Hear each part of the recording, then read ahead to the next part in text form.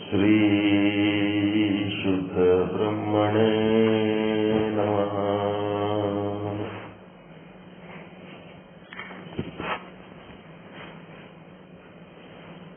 ಸಮಸ್ತ ಶುದ್ಧ ಬ್ರಹ್ಮ ಸ್ವರೂಪರಲ್ಲಿ ಅನಂತ ಅನಂತ ಪ್ರಣಾಮಗಳು. ಶ್ರೀ ವಿಚಾರ ಸಾಗರ ಸಾಧು ಶ್ರೀ ನಿಶ್ಚಲ್ ದಾಸ್ಜಿಯವರ ಕೃತಿ 4ನೇ ತರಂಗ, ಉತ್ತಮ ಅಧಿಕಾರಿ ತತ್ವದೃಷ್ಟಿಗೆ ಉಪದೇಶ, 117ನೇ ವಿಷಯಾಂಕ. ಅಂತರ್ಮುಖಿ ಚಿತ್ರವೃತ್ತಿಯಲ್ಲಿ ಆನಂದ ತೋರುತ್ತದೆ, ಬಹಿರ್ಮುಖಿಯಲ್ಲಿ ತೋರುವುದಿಲ್ಲ. ಯಾಕಂದ್ರೆ ಬಹಿರ್ಮುಖಿ ಚಿತ್ರವೃತ್ತಿ ಹೆಂಗಿರ್ತದಂದ್ರ ವಿಷಯಾಸಕ್ತ ಇರ್ತದ. ಅಂತರ್ಮುಖಿ ಆದಾಗ ಅದು ನಿರ್ವಿಷಯಿ ಆಗ್ತದ. ನಿರ್ವಿಷಯಿ ಚಿತ್ರವೃತ್ತಿಯಲ್ಲಿ ಆನಂದ ತೋರುತ್ತದೆ. ಮತ್ತೆ ಫಸ್ಟ್ ಸ್ಟೆಪ್ ಅಲ್ಲಿ ನಿಷ್ಕಾಮ ಕರ್ಮ, ನಿಷ್ಕಾಮ ಉಪಾಸನೆಗಳನ್ನು ಮಾಡುವುದರಿಂದ ನಿರ್ಮಲ ಚಿತ್ತ, ನಿಶ್ಚಲ ಚಿತ್ತಗಳಲ್ಲಿ ಆನಂದ ತೋರುತ್ತದೆ. ಅನ್ನಂತ ಒಂದೊಂದೇ ಪಾಯಿಂಟ್ಗಳು ಕ್ಯಾಚ್ ಮಾಡ್ಕೊತ ಹೋಗ್ಬೇಕಾಗ್ಯದ. ನಾವು ನಿನ್ನೆ ದಿವಸ ಚರ್ಚೆ ಏನ್ ನಡೆದಿತ್ತು? ದೋಹ 35ರ ಪ್ರಕಾರ ಒಂದು ವೇಳೆ ವಿಷಯದಲ್ಲಿ ಆನಂದ ಇಲ್ಲ, ವಿಷಯದಲ್ಲಿ ಆನಂದ ಇಲ್ಲ, ಹೀಗಾಗಿ ನಾವು ವಿಷಯದಲ್ಲಿ ಇರೋದಕ್ಕ ಸುಖ ಕೆಲವೊಂದು ಸಾರಿ ಬ್ರಹ್ಮಜ್ಞಾನದೊಳಗೆ ಆನಂದದ ಜಾಗಕ್ಕೆ ಸುಖ, ಸುಖದ ಜಾಗಕ್ಕೆ ಆನಂದ ಏನೇನೋ ಬಳಸಿರ್ತೀವಿ. ಆದ್ರ ವಿಷಯಿ ನಿರ್ವಿಷಯಿ ಅಂತ ಎರಡು ತಿಳ್ಕೋಬೇಕು. ಯಾವ್ದಾರ ಶಬ್ದ ಬಳಸ್ರಿ, ಏನ್ ತೊಂದರೆ ಇಲ್ಲ. ನಿರ್ವಿಷಯಿ ಇದ್ದಲ್ಲಿ ಏನಿರ್ತದಂದ್ರ ಪರಮಾನಂದ ಮತ್ತು ಶಾಶ್ವತವಾದ ಆನಂದ ಇರ್ತದ. ಈ ವಿಷಯ ಭೋಗದಲ್ಲಿರುವ ಆನಂದ, ಅಲ್ಲಿ ಆನಂದನೇ ಇಲ್ಲ ಅಂತಂದ್ರ ಯಾರು ಮನೆ ಕಟ್ತಿದ್ದಿಲ್ಲ, ಮದುವೆ ಮಾಡ್ಕೊತಿದ್ದಿಲ್ಲ, ಮಕ್ಕಳು ಆಡಿತಿದ್ದಿಲ್ಲ, ಏನೇನೋ ಮಾಡ್ತಿದ್ದೆ. ಅಲ್ಲಿ ಆನಂದ ಅದ, ಇಲ್ಲ ಅಂತ ಯಾರು ಹೇಳ್ಯಾರ? ಆದ್ರೆ ಎಂಥದಂದ್ರೆ ಕ್ಷಣಿಕ ಆನಂದ, ಅದು ಪರಮಾನಂದ ಅಲ್ಲ, ಅದು ವಿನಾಶ ಆಗುವಂತ ಆನಂದ. ಒಂದು ಸುಖ ಅನುಭವಿಸೋದ್ರಾಗೆ ಇನ್ನೊಂದು ಸುಖದ ಅಪೇಕ್ಷೆ ಯಾಕೆ ಮಾಡ್ತದ ಮನಸ್ಸು ಅಂತಂದ್ರ, ಮೊದಲು ಅನುಭವಿಸಿದ ಸುಖ ನಾಶ ಆಗಿದ್ದಕ್ಕ ಇನ್ನ ಒಂದು ಸುಖ ಅನುಭವಿಸ್ತದೆ. ಒನ್ ಬೈ ಒನ್ ಪ್ರತಿನಿತ್ಯ ಬೆಳಿಗ್ಗೆ ನಿಮ್ಮ ಚಿತ್ತವೃತ್ತಿಯ ಕಡೆ ಲಕ್ಷ್ಯ ಕೊಡ್ರಿ. ಘಟದೃಷ್ಟ ಘಟವನ್ನ ಘಟದಿಂದ ಭಿನ್ನವಾಗಿ ವೀಕ್ಷಿಸುವಂತೆ ನಿಮ್ಮ ಚಿತ್ತವೃತ್ತಿಯನ್ನ ಏನ್ ಮಾಡಬೇಕು? ವೀಕ್ಷಣೆ ಮಾಡಬೇಕು. ಚಿತ್ತವೃತ್ತಿಯಿಂದ ನೀವು ಭಿನ್ನವಾಗಿ ಚಿತ್ತವೃತ್ತಿಯನ್ನು ವೀಕ್ಷಿಸಿರಿ. ಈಗ ನನ್ನ ಚಿತ್ತವೃತ್ತಿ ಯಾವ ವಿಷಯವನ್ನು ಬಯಸುತ್ತಿದೆ? ಶಬ್ದ, ಸ್ಪರ್ಶ, ರೂಪ, ರಸ, ಗಂಧ ಯಾವುದೋ ಒಂದನ್ನು ಬಯಸ್ತಾ ಇದೆ. ಆ ವಿಷಯವನ್ನ ಭೋಗ ಮಾಡಿದ್ರಿ, ವಿಷಯ ಪ್ರಾಪ್ತಿ ಆಯ್ತು, ಭೋಗ ಮಾಡಿದ್ರಿ ಅಂತಂದ್ರೆ ಇನ್ನ ಒಂದು ವಿಷಯ ಬಯಸ್ತದ.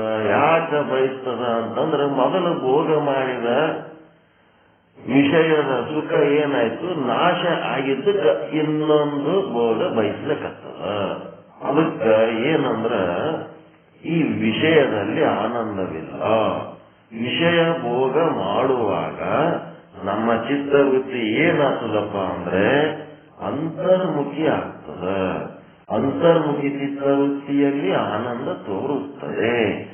ಆ ಅಂತರ್ಮುಖಿ ಆದಾಗ ನಿಮ್ಮ ಚಿತ್ತವೃತ್ತಿಯಲ್ಲಿರುವ ಆನಂದವೇ ನಿಮಗೆ ಉಂಟಾಗಿದೆ ಹೊರತು ಆ ವಿಷಯದಿಂದ ಅಲ್ಲ. ಅದಕ್ಕೆ ನಾವು ನಿರ್ವಿಷಯಗಳೇ ಆದಾಗ ಪರಮಾನಂದ ಪ್ರಾಪ್ತಿ ಆಗ್ತದ. ಹೀಗಾಗಿ ನಾವು ನಿರ್ವಿಷಯಗಳಾಗಿ ಅಂತರ್ಮುಖಿಯಾಗಿ ಇರುವಂತಹ ಒಂದು ಪ್ರಯತ್ನ ಮಾಡದೇ ಒಂದು ಸಾಧನೆ. ಅದನ್ನ ಬಿಟ್ಟು ನಾವೇನ್ ಮಾಡ್ತೀವಿ, ಒಂದಾಗುನ ಇನ್ನೊಂದು, ಇನ್ನೊಂದಾಗುನ ಮತ್ತೊಂದು, ಮತ್ತೊಂದಾಗುನ ಮಗದೊಂದು ವಿಷಯ ಭೋಗದಲ್ಲಿಯೇ ನಿರತರಾಗಿ ನಮ್ಮ ಒಂದು ವೃತ್ತಿ ಅಂತರ್ಮುಖಿ ಬಹಿರ್ಮುಖಿ, ಅಂತರ್ಮುಖಿ ಬಹಿರ್ಮುಖಿ ಹಿಂಗೆ ಮಾಡ್ಕೋತ ಅಂತರ್ಮುಖಿ ಆದಾಗ ಆನಂದ ತೋರ್ತದ, ಬಹಿರ್ಮುಖಿ ಆದಾಗ ವಿಷಯ ಭೋಗಕ್ಕೆ ಅದು ಆಸೆ ಪಟ್ಟು ದುಃಖ ಚಿಂತೆ ಯಾವಾಗಿರ್ತದ. ಈ ರೀತಿ ಒಂದನೇ ಪಾಯಿಂಟ್, ಒಂದು ವೇಳೆ ವಿಷಯದಲ್ಲಿ ಸುಖ ಇತ್ತು ಅಂತಂದ್ರೆ ಒಂದು ವಿಷಯವನ್ನ ಭೋಗಿಸಿದರೆ ಇನ್ನೊಂದು ವಿಷಯದ ಅಪೇಕ್ಷೆ ಮಾಡಬಾರದಿತ್ತು ಅಂತ ನಿನ್ನೆ ಪಾಠದ ಒಂದು ಅಂಶ. ಇನ್ನ ಒಂದು ಅಂಶ ಏನಿತ್ತು, ಒಂದು ವೇಳೆ ವಿಷಯ ಭೋಗ ಹೇರಳವಾಗಿ ಅತ್ಯಂತ ಹೆಚ್ಚು ಸಮಯ ನಿಮಗೆ ಬೇಕಾದ ವಿಷಯ ನಿಮ್ಮ ಎದುರುಗಡೆನೇ ಬಂದು ರಾಶಿಯಾಗಿ ಬಿದ್ದಿತ್ತು ಅಂತಂದ್ರೂ ಕೂಡ ಅದು ಆನಂದವನ್ನೇ ಕೊಡುತ್ತದೆ, ವಿಷಯದಿಂದ ನಿಮಗೆ ಆನಂದ ಆಗ್ತದ ಅಂತ ಅನಿಸ್ತಿತ್ತು ಅಂತಂದ್ರೆ ಅದು ಸುಳ್ಳು ಮಾತು, ಅದು ಸಂಭವಿಸುವುದಿಲ್ಲ. ಎಷ್ಟೊತ್ತು ಅದರೊಳಗಿರ್ತದ ಅಷ್ಟೊತ್ತೇ ಬಿಸಿ ನೀರಿದ್ದಂಗ. ಅದು ವಿಷಯ ಭೋಗದಲ್ಲಿರುವ ಸುಖ ಬಿಸಿ ನೀರಿದ್ದಂಗ. ಏನಾಗ್ತದ, ಆರೋಗ್ಬಿಡ್ತದ. ಒಂದಿಟ್ಟು ಬೆಚ್ಚಗಿರ್ತದ, ಸ್ವಲ್ಪ ಹೊತ್ತು ಬಿಟ್ರೆ ಆರೋಗ್ಬಿಡ್ತದೆ, ಬಿಸಿ ನೀರಿದ್ದಂಗ. ಅದಕ್ಕೆ ವಿಷಯ ಭೋಗ ಹೆಂಗಪ್ಪ ಅಂತಂದ್ರೆ ಅದರಲ್ಲೇ ಸುಖ ಆದ ಅಂತೇಳಿ ನೀವು ಅದನ್ನ ಹೆಚ್ಚು ಸಂಗ್ರಹ ಮಾಡಿಕೊಂಡ್ರಿ ಅಂತಂದ್ರೆ ನಿಮಗೆ ಹೆಚ್ಚು ಸಂಗ್ರಹವಾದಂತ ವಿಷಯಗಳು ಸುಖವನ್ನೇ ಕೊಡುತ್ತವೆ ಅಂತ ಏನು ಗ್ಯಾರಂಟಿ ಇಲ್ಲ. ಈಗ ಆಧ್ಯಾತ್ಮ ಸಾಧನೆ ಮಾಡಬೇಕಾದ್ರೆ ಶರೀರ ಬೇಕು ಅಂದ್ಮೇಲೆ ಶರೀರ ಮತ್ತು ಸ್ಥೂಲ ಶರೀರ, ಸೂಕ್ಷ್ಮ ಶರೀರ, ಕಾರಣ ಶರೀರ, ಈ ಮೂರನ್ನ ನಾವು ಚೆನ್ನಾಗಿಟ್ಕೋಬೇಕಾದ್ರೆ, ಸ್ಥೂಲ ಶರೀರ ಚೆನ್ನಾಗಿಟ್ಕೋಬೇಕಾದ್ರೆ ಒಂದಿಷ್ಟು ಆಸನ ಮತ್ತೇನೇನ್ ಮಾಡ್ತಿರಲ್ಲ ವ್ಯಾಯಾಮ ಮತ್ತು ಕ್ರಮಬದ್ಧವಾದ ಜೀವನ ಮಾಡೋದ್ರಿಂದ ಏನಾಗ್ತದ, ಸ್ಥೂಲ ಶರೀರ ಚೆನ್ನಾಗಿರ್ತದ. ಒಳ್ಳೆ ವಿಚಾರಗಳನ್ನ ಸತ್ಸಂಗದಲ್ಲಿ ಕೇಳಿ ಮನಸ್ಸನ್ನ ಅದರಲ್ಲೇ ತೊಡಗಿಸಿದ್ರೆ ಸೂಕ್ಷ್ಮ ಶರೀರ ಚೆನ್ನಾಗಿರ್ತದ. ಧಾರ್ಮಿಕ ನೈತಿಕ ಅಂತಿರಲ್ಲ ವಿಚಾರಗಳು, ಧಾರ್ಮಿಕತೆ ನೈತಿಕತೆಗಳಿಗೆ ಎದಕ್ ಬೇಕಾಗ್ಯಾವ ಅಂದ್ರೆ ನಿಮ್ಮ ಸೂಕ್ಷ್ಮ ಶರೀರಕ್ಕೆ ಬೇಕಾಗ್ಯಾವ. ಯಾಕಂದ್ರೆ ಯಾವಾಗ್ಲೂ ಸೂಕ್ಷ್ಮ ಶರೀರ ಅಧರ್ಮ ಅನೈತಿಕತೆಗೆ ಜಕ್ಕೊಂಡು ಹೋಗ್ಲಕತ್ತಿರ್ತದ. ಅದನ್ನ ಏನ್ ಮಾಡ್ಬೇಕಾಗ್ಯದ, ಧಾರ್ಮಿಕತೆ ನೈತಿಕತೆ ದಾರಿ ಮೇಲೆ ನಡೆಸೋದಕ್ಕೆ ಸೂಕ್ಷ್ಮ ಶರೀರ ಬೇಕಾಗ್ಯದ. ಸೂಕ್ಷ್ಮ ಶರೀರಕ್ಕೆ ಧಾರ್ಮಿಕತೆ ನೈತಿಕತೆಯ ಉಪದೇಶಗಳು ಬೇಕಾಗ್ಯದ. ಮತ್ತೆ ಕಾರಣ ಶರೀರ ಚೆನ್ನಾಗಿಟ್ಕೋಬೇಕಾದ್ರೆ ಅಹಂ ಬ್ರಹ್ಮಾಸ್ಮಿ ಜ್ಞಾನ, ಅಹಂ ಬ್ರಹ್ಮಾಸ್ಮಿ, ನಾನು ಸದ್ರೂಪ ಬ್ರಹ್ಮನಿದ್ದೇನೆ, ನಾನು ಚಿದ್ರೂಪ ಬ್ರಹ್ಮನಿದ್ದೇನೆ, ನಾನು ಆನಂದ ರೂಪ ಬ್ರಹ್ಮನಿದ್ದೇನೆ, ನಾನು ನಿತ್ಯ ರೂಪ ಬ್ರಹ್ಮನಿದ್ದೇನೆ, ನಾನು ಪರಿಪೂರ್ಣ ರೂಪ ಬ್ರಹ್ಮನಿದ್ದೇನೆ ಅಂತೇಳಿ ಆತ್ಮಜ್ಞಾನ ಮಾಡ್ಕೊಂಡ್ರಿ ಅಂತಂದ್ರೆ ಅಲ್ಲಿ ಧಾರ್ಮಿಕತೆನೂ ಬೇಕಾಗಿಲ್ಲ, ನೈತಿಕತೆನೂ ಬೇಕಾಗಿಲ್ಲ. ಏನು ಸ್ವಾಮಿಯಾಗಿ ವೀರಶೈವ ಲಿಂಗಾಯತರದಾಗ ಹುಟ್ಟಿ ಒಂದು ದಿನ ಈ ಬಚ್ಚ ಹಚ್ಕೋ ಅಂತ ಹೇಳಲ್ಲ, ಒಂದಿನ ಲಿಂಗ ಕಟ್ಕೋ ಅಂತ ಹೇಳಲ್ಲ, ಒಂದಿನ ಪೂಜೆ ಮಾಡ್ಕೋ ಅಂತ ಹೇಳಲ್ಲ. ಇವೆಲ್ಲ ಯಾವ ಧಾರ್ಮಿಕ ಆಚಾರ ವಿಚಾರ ಹೇಳಂಗಿಲ್ಲ ಅಂತಂದ್ರೆ ಅವನ ಪ್ರವಚನ ಏನದ ಅಂತಂದ್ರ ಇವ್ಯಾವು ಬೇಕಾಗಿಲ್ಲ. ಆಧ್ಯಾತ್ಮಿಕವಾದ್ರಿ ಅಂದ್ರೆ ಇವ್ ಏನೇನು ಬೇಕಾಗಿಲ್ಲ, ಇಷ್ಟು ತಿಳ್ಕೊಂಡ್ಬಿಟ್ರಿ ನೀವು. ಯಾವ ಮನಿ ದೇವರು ಬೇಕಾಗಿಲ್ಲ, ಮನಿ ಗುರುಗಳು ಬೇಕಾಗಿಲ್ಲ. ಬ್ರಹ್ಮ ಸ್ವರೂಪ ಆದಾಗ ಯಾವ ಮನಿ ಗುರು ಯಾವ ಮನಿ ದೇವರು ಎಲ್ಲ ಸುಳ್ಳು ಮಾತುಗಳು. ಅವೆಲ್ಲ ಅವು ಆಗ್ಲಾರ್ದಕ್ಕೆ ಇವೆಲ್ಲ ಮಾಡ್ಕೊತ ಕೂತೀವಿ. ಅದಕ್ಕೆ ಅದು ಬ್ರಹ್ಮ ಸ್ವರೂಪ ಆಗ್ತೀವೋ ಬಿಡ್ತೀವೋ ಆ ಪ್ರಶ್ನೆ ಬೇರೆ. ಆದ್ರ ಆ ದಾರಿ ಗೊತ್ತಾಗ್ಯದಲ್ಲ, ಆ ದಾರಿಯನ್ನ ತಿಳಿದ್ರೆ ನಮಗಿಷ್ಟು ಆನಂದ ಆಗ್ಲಕ್ಕತ್ತದ. ಆ ದಾರಿ ತಿಳಿದ್ರೆ ಇನ್ನೆಷ್ಟು ಆನಂದ ಆಗ್ಲಕ್ಕಿಲ್ಲ. ಅದಕ್ಕೆ ಬ್ರಹ್ಮ ಸ್ವರೂಪ ಅನ್ನೋದು ಅತ್ಯಂತ ಶ್ರೇಷ್ಠವಾಗಿರ್ತದ. ಗುರು ಶಿಷ್ಯ ಎಲ್ಲ ಸಂಬಂಧ ಸಂಪತ್ತು ದೇವರ ಏನೇನು ತಿಳ್ಕೊಂಡಿವಿ ಅವೆಲ್ಲ ಉದಿರಿ ಹೋಗ್ಬಿಡ್ತಾವ. ಉದಿರಿ ಹೋಗಿ ಕೇವಲ ಕೇವಲ ಕೇವಲ ನಿಮಗೆ ಕೈವಲ್ಯ ಅಂದ್ರೆ ಮೋಕ್ಷದ ಆನಂದ ಉಂಟಾಗ್ತದೆ. ಅದು ಮಾಡಬೇಕಾದ್ರೆ ಬ್ರಹ್ಮವನ್ನು ಅರಿಯಬೇಕು, ಬ್ರಹ್ಮದತ್ತ ಹರಿಯಬೇಕು, ಬ್ರಹ್ಮದಲ್ಲಿ ಬೆರೆಯಬೇಕು, ಬೆರೆತು ಬ್ರಹ್ಮ ವಸ್ತುವೇ ತಾನಾಗಬೇಕು. ಈ ಸಾಧನೆ ಮಾಡಬೇಕು.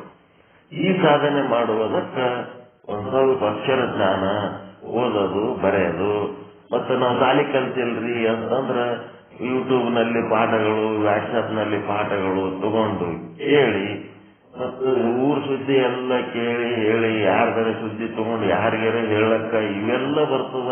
ಬ್ರಹ್ಮಜ್ಞಾನದ ವಿಷಯ ಕೇಳಿ 4 ಮಂದಿ ಕರ್ಕೊಂಡು ಕೂತು ಹೇಳಕ್ ಬರಲ್ದು ಅಂತಂದ್ರೆ ಬದುಕಲಕ್ ಬರ್ತಾ ಇಲ್ಲ ಅಂತಷ್ಟೇ. ಉಪಜೀವನ ಬೇರೆ, ಜೀವನ ಬೇರೆ. ಉಪಜೀವನ ಅಂತಂದ್ರೆ ಇದೆ ಮನೆ ಕಟ್ಟೋದು, ನೌಕರಿ ಮಾಡೋದು, ಶಾಲಿ ಕಲಿಯೋದು, ರೊಕ್ಕ ಗಳಿಸೋದು, ಹೆಂಡ್ರ ಮಕ್ಕಳು ಮಾಡ್ಕೊಳ್ಳೋದು, ಇವೇನದ ಇದೆಲ್ಲ ಉಪಜೀವನ. ಇದು ಜೀವನ ಮಾಡ್ಲಕ್ ಬರ್ತಾ ಇಲ್ಲ ಅಂತ. ಇದು ನಿಮ್ಮ ಜೀವನ ಅಲ್ಲ. ಇದು ಜೀವನ ಅಲ್ಲ.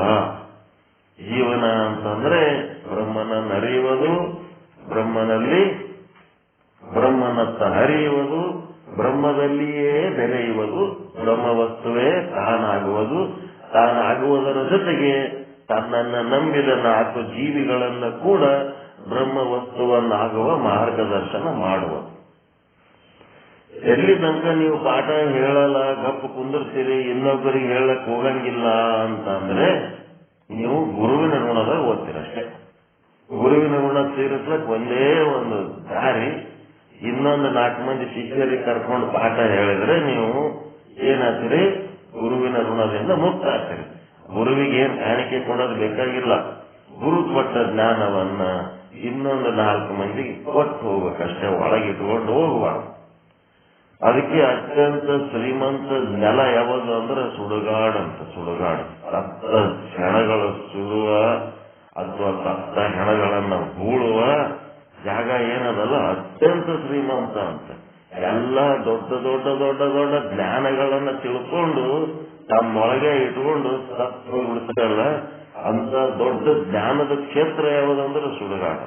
ಇನ್ನೊಬ್ಬರಿಗೆ ಉಪಯೋಗ ಮಾಡ್ಲಾರ್ದೆ, ಇನ್ನೊಬ್ಬರಿಗೆ ಹೇಳಲಾರ್ದೆ ಸತ್ತು ಬರ್ತಾರಲ್ಲ, ಅಂತವ್ರು ಸಲುವಾಗಿ ಏನದಂದ್ರೆ ಸುಡುಗಾಡಿನೊಳಗೆ ಭಾರಿ ದೊಡ್ಡ ಜ್ಞಾನಿಗಳದಾರ, ಸುಡುಗಾಡಿನೊಳಗೆ ಭಾರಿ ದೊಡ್ಡ ಶ್ರೀಮಂತರದಾರಂತ. ಲೋಭಿಗಳು ತಾವು ಮುಟ್ಟಂಗಿಲ್ಲ, ಇನ್ನೊಬ್ಬರಿಗೆ ಮುಟ್ಟಕ್ ಬಿಡಂಗಿಲ್ಲ ಅಂತ, ಅಷ್ಟು ರೊಕ್ಕ ಗಳಿಸಿಟ್ಟು ಸತ್ತೋಗಿರ್ತಾರಂತ.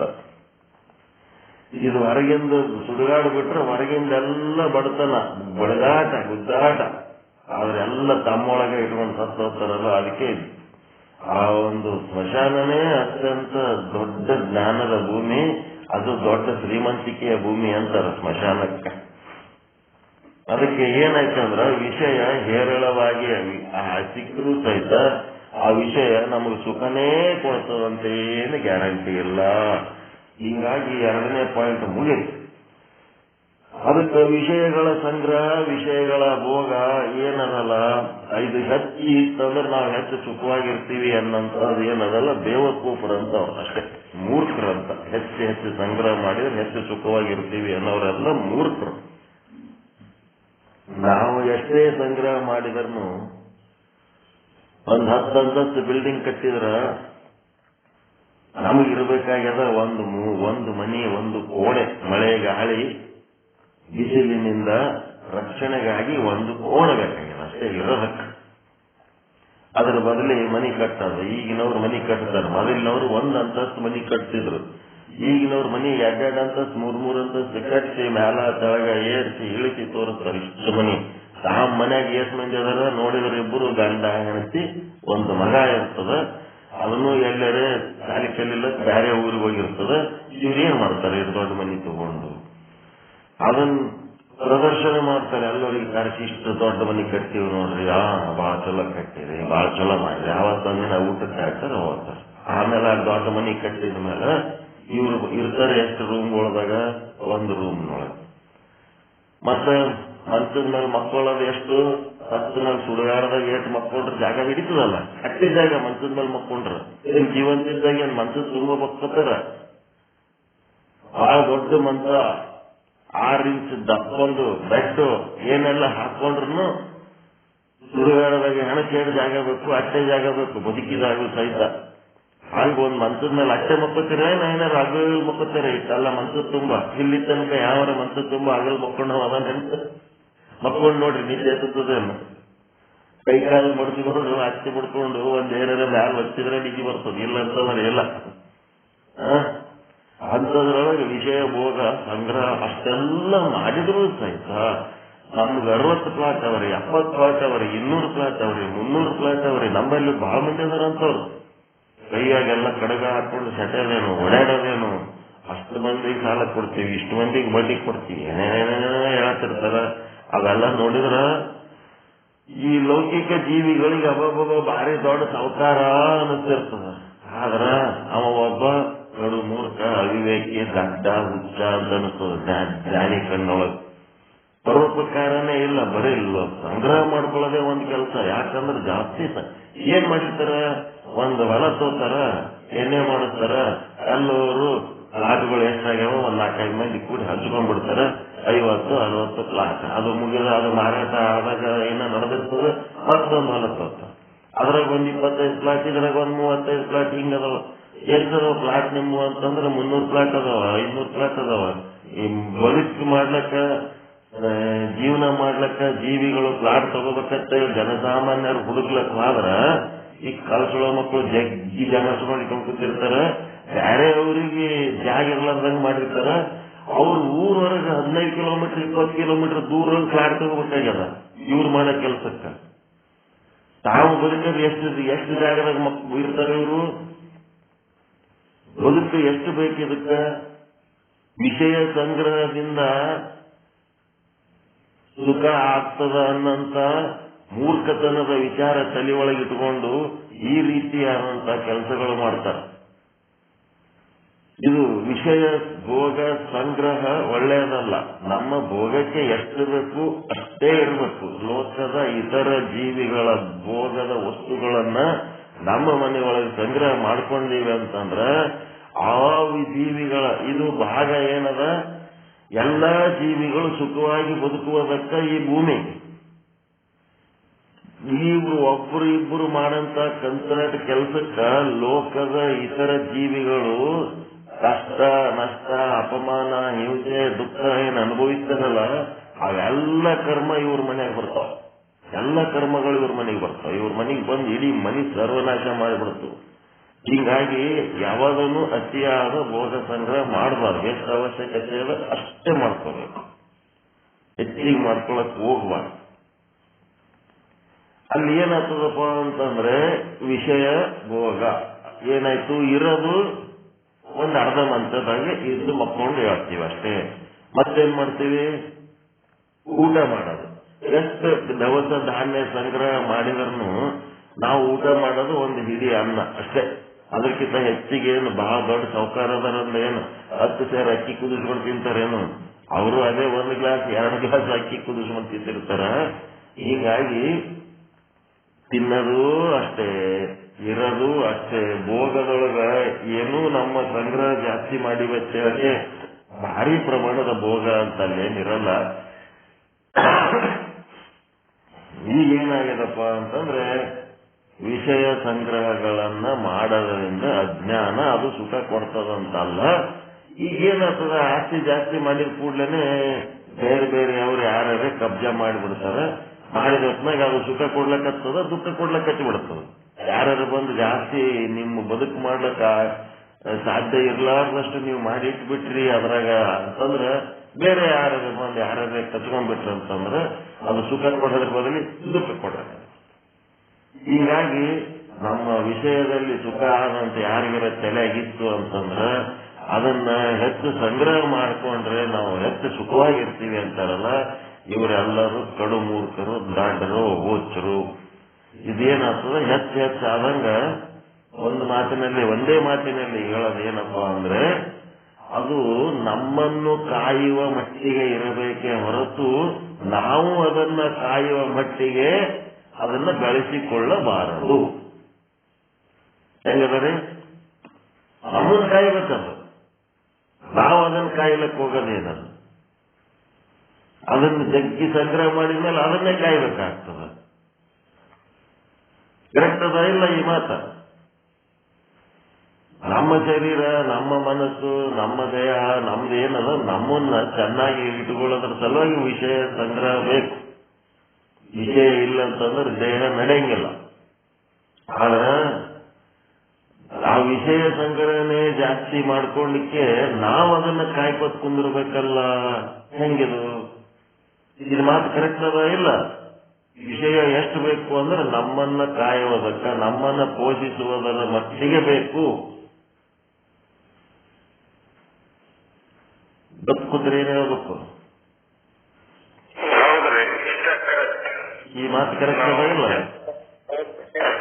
ನಮ್ಮ ಪೋಷಣೆಗೆ ಎಷ್ಟು ಬೇಕು, ನಮ್ಮ ಶರೀರದ ಪೋಷಣೆಗೆ ಎಷ್ಟು ಬೇಕು ಅಷ್ಟು ವಿಷಯ ಇರಬೇಕು.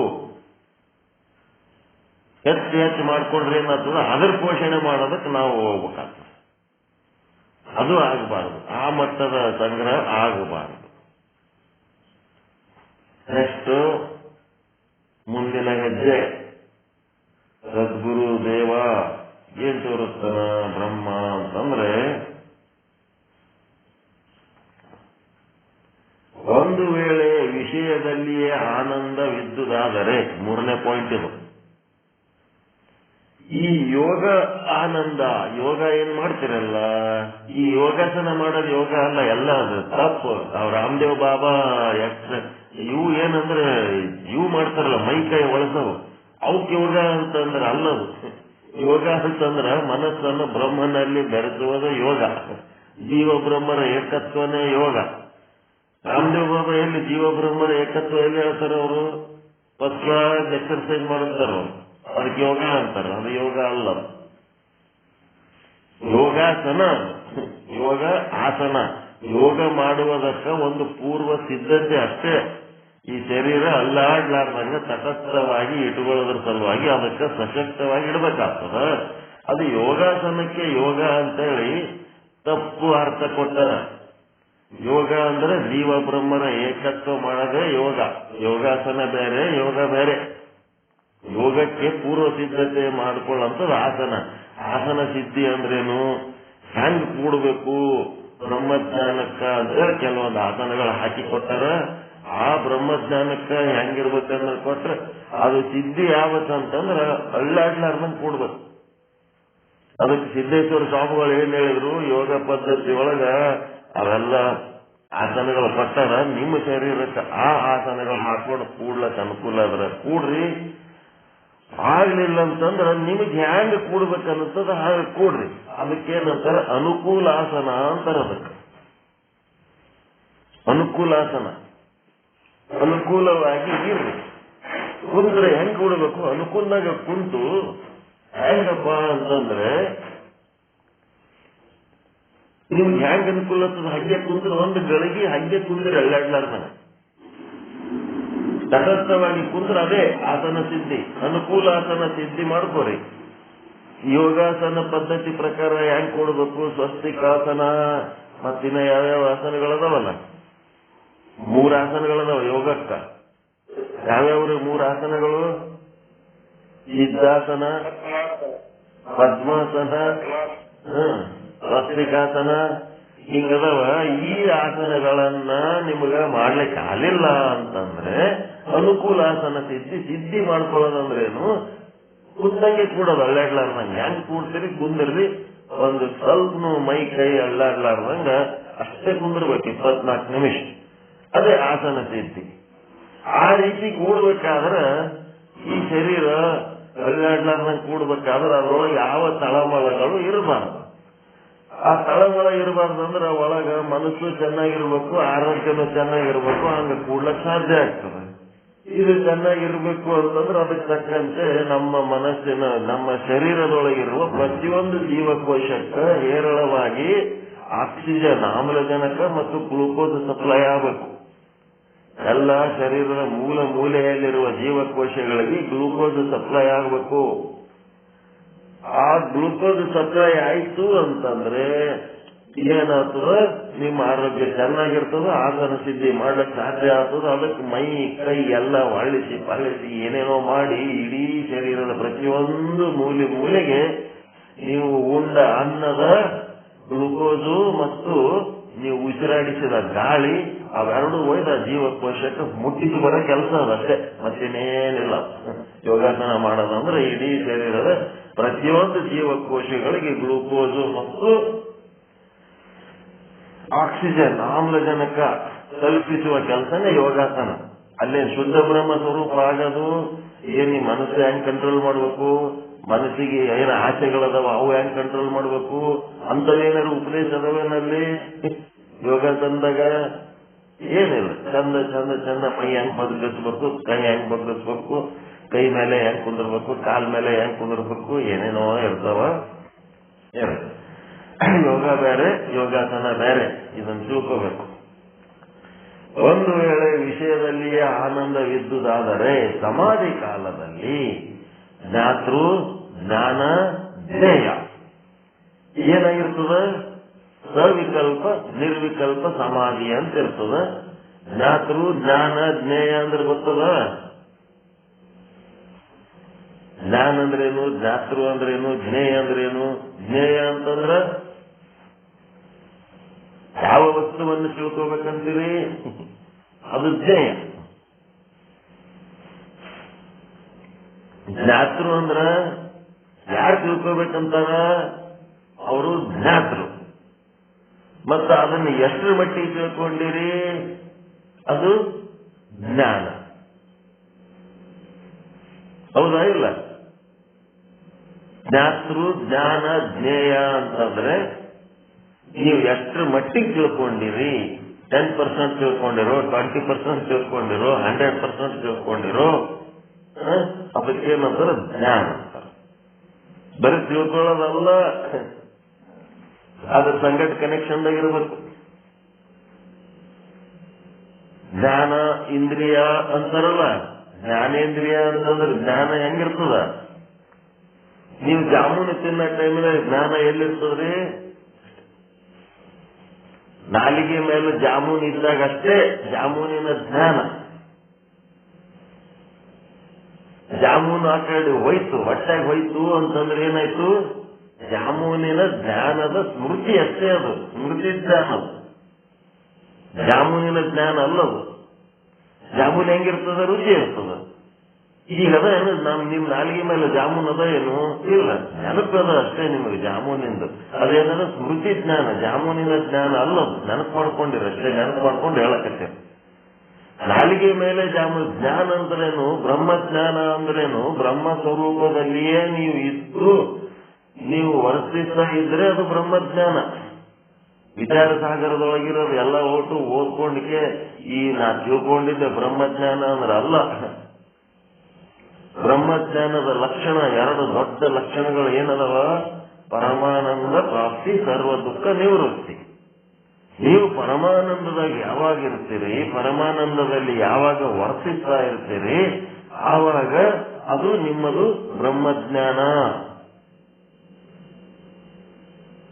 ದುಃಖ ಬಂದಾಗ ಆ ದುಃಖ ಅನುಭವಿಸಲಾರ್ದಂಗ ಮುಕ್ತವಾಗಿ ಹೆಂಗಿರ್ತೀರಿ, ಅದು ನಿಮ್ಮ ಬ್ರಹ್ಮಜ್ಞಾನ. ಪುಸ್ತಕದೊಳಗಿಂದ ಮಸ್ತಕದಾಗ ಹಾಕೊಂಡದ್ದು ಬ್ರಹ್ಮಜ್ಞಾನ ಅಲ್ಲ. ಮನಗಟ್ಲೆ ನೋಟ್ಸ್ ಬಂದಿಟ್ಕೊಳ್ಳೋದು ಬ್ರಹ್ಮಜ್ಞಾನ ಅಲ್ಲ. ನೀವು ಅವೆರಡು ಕಲ್ತ್ರಿ ಅಂತಂದ್ರೆ ಇವು ಯಾವ ಬೇಕೇ ಆಗಿಲ್ಲ. ಪರಮಾನಂದ ಸ್ವರೂಪವಾಗಿದ್ದು ಯಾವುದೇ ದುಃಖವನ್ನ ಅನುಭವಿಸಲಾರದೆ ದುಃಖ ನಿವೃತ್ತರಾಗಿದ್ದು ಒಂದು ತಟಸ್ಥವಾದಂತ ಜೀವನ ಮಾಡ್ತಿದ್ರಿ ಅಂತಂದ್ರೆ ನಿಮ್ಗೆ ಯಾವ ಬುಕ್ಕು ಬೇಕಾಗಿಲ್ಲ, ನೋಟ್ಸು ಬೇಕಾಗಿಲ್ಲ. ಅಂಥದ್ದೊಂದು ಕಲಿಬೇಕು. ಅಂತ ಸ್ಥಿತಿ ಪ್ರಾಪ್ತಿ ಮಾಡ್ಕೋಬೇಕು. ಅದೇ ಬ್ರಹ್ಮಜ್ಞಾನ. ಬರಬರ ಹೇಳಕತ್ತಿದ್ದು ಮನ್ಸಿಗೆ ಒಪ್ಲಕತ್ತದ. ಏನ್ ನಾವು ನೋಟ್ಸು ಬುಕ್ ನೋಟ್ಸ ಇದೆಲ್ಲ ತಗೊಂಡು ನಿತ್ಯದಾಸ ಅವನ ಮಾಡಿ ಎಕ್ಸರ್ಸೈಸ್ಗಳೆಲ್ಲ ನಾವು ಇನ್ನೊಂದ್ಸಾರಿ ಓದಿ ಬರೆದು ಕೇಳಿ ಏನೆಲ್ಲ ಮಾಡಿ ಏನೂ ನಾವು ಆನಂದನೇ ಪಡ್ಕೊಳ್ಳಿಲ್ಲ, ದುಃಖನೇ ನಿವೃತ್ತಿ ಆಗಿಲ್ಲ ಅಂದ್ರೆ ಅದಕ್ಕೆ ಬ್ರಹ್ಮಜ್ಞಾನ ಅಂತಾರೆ. ನಾನು ಅದಕ್ಕೆ ಹೋಗಿ ಚಿಂತೆಗೆ ಹೋಗಿಬೇಕು. ಅದೆಲ್ಲ ಮಾಡಿದ್ದು ವೇಸ್ಟ್. ಅದು ಪರಿಪೂರ್ಣತೆ ನಮ್ಮೊಳಗೆ ಬರಬೇಕು. ನಾವು ಅನುಭವಿಸಬೇಕಾದ ಆನಂದ ದುಃಖವನ್ನ ದೂರಿಡಂತದು ಕೌಶಲ್ಯ ಕಲಿಬೇಕು. ಎಂತ ದೂರ ಅಂದ್ರ ಹೆಂಗಿಡ್ಬೇಕು? ಹೋದ ದುಃಖ ಮತ್ತೆ ಬಂದಿರಬಾರ್ದು. ಕಷ್ಟ ತತ್ತರಿಸಿದ ದುಃಖ ಮತ್ತೆ ಬೆಳಿಬಾರದು, ಚಿಗುರಬಾರದು. ಮತ್ತೆ ಬಂದ ಆನಂದ ಕಡಿಮೆ ಆಗಬಾರದು, ಬಂದ ಆನಂದ ಹೋಗಬಾರದು. ಆ ರೀತಿಯಾದಂತ ಒಂದು ಮೋಕ್ಷದ ಸ್ಥಿತಿ. ಆನಂದದಿರಿ, ಆನಂದದಿ. ಯಾವಾಗ ಆನಂದ?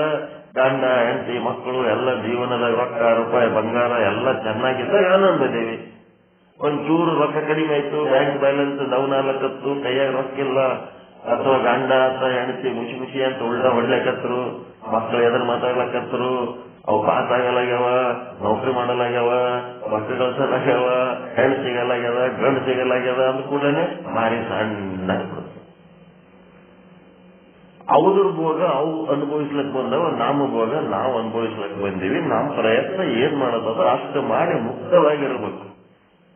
ಅದನ್ನ ಬಿಟ್ಟು ಹಿಂಗೆ ಆಗ್ಬೇಕು ಹಂಗೆ ಆಗ್ಬೇಕು, ಅದೇ ಅವ್ರೇನೇನ್ ಮಾಡಿ ಬಂದಾರೋ ಅವ್ರೇನೇನ್ ಅನುಭವಿಸಕ್ಕೆ ಬಂದಾರೋ ಅವೆಲ್ಲ ನಮ್ಮ ಲೆಕ್ಕದ ಪ್ರಕಾರ ಅವ್ರದ್ದು ತಗೊಳಬೇಕಂದ್ರೆ ಹೆಂಗ?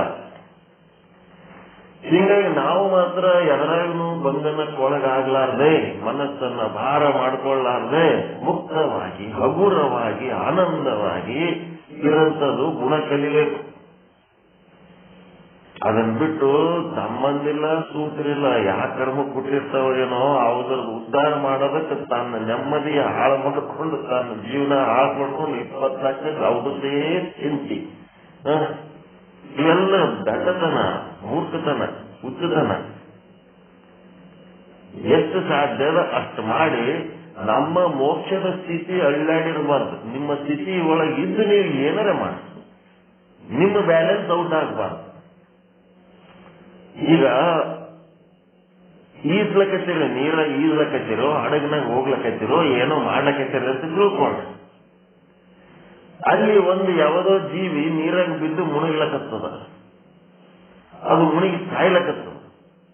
ಅದನ್ನು ಬದುಕಿಸ್ಲಕ್ಕ ನೀವ್ ಹೆಂಗಿರ್ಬೇಕು? ನಿಮ್ಮ ಬ್ಯಾಲೆನ್ಸ್ನಾಗಿದ್ದು ಅದನ್ನು ಬದುಕಿಸ್ಲಿಕ್ಕೆ ಸಾಧ್ಯ ಇದ್ರೆ ಬದುಕಿಸ್ಬೇಕು. ನಿಮ್ಮ ಬ್ಯಾಲೆನ್ಸ್ ಕಳ್ಕೊಂಡು ನೀವು ನೀರಾಗಿ ಬಿದ್ದು ಮುಣಿಗೆ ಸತ್ತು ಅವನಿಗೆ ಬದುಕಿಸಿದ್ರೆ ಏನು ಉಪಯೋಗ? ಅದು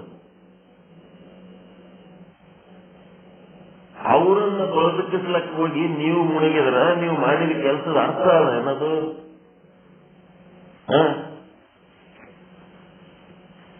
ನೀವು ಸುರಕ್ಷಿತವಾಗಿದ್ದ ಅವನಿಗೆ ಬದುಕಿಸ್ಬೇಕಾಗಿಲ್ಲ, ಇನ್ನೊಬ್ಬನಿಗೆ ಬದುಕಿಸ್ಬೇಕಾಗಿತ್ತು ಅಂದ್ರೆ ನೀವು ಸುರಕ್ಷಿತವಾಗಿರ್ಬೇಕು.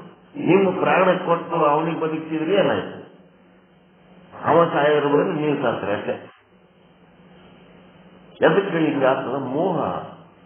ಮೋಹ ಮೋಹಕ್ಕ ಹಂಗ್ ಮಾಡಿಸ್ತದ. ಅಜ್ಞಾನದ ಕೆಲಸ ಅದು. ನಿಮ್ಮ ಒಂದು ಜನ್ಮ ವೇಸ್ಟ್ ಆಗಿ ಹೋಗ್ಬಿಡ್ತದ. ಯಾವುದೋ ಒಂದು ಇನ್ನೊಂದು ಜೀವಿಯ ಚಿಂತನೆಯಲ್ಲಿ ಕಳೆದ್ರೆ ಅಂದ್ರೆ ಬ್ರಹ್ಮ ಚಿಂತನೆ ಮಾಡ್ಲಿಕ್ಕೆ ಆಗಂಗಿಲ್ಲ. ನಿಮ್ಮದು ಇದೊಂದು ಜನ್ಮ ವೇಸ್ಟ್ ಆಗ್ತದೆ. ಯಾಕಂದ್ರೆ ಮೋಹಕ್ಕ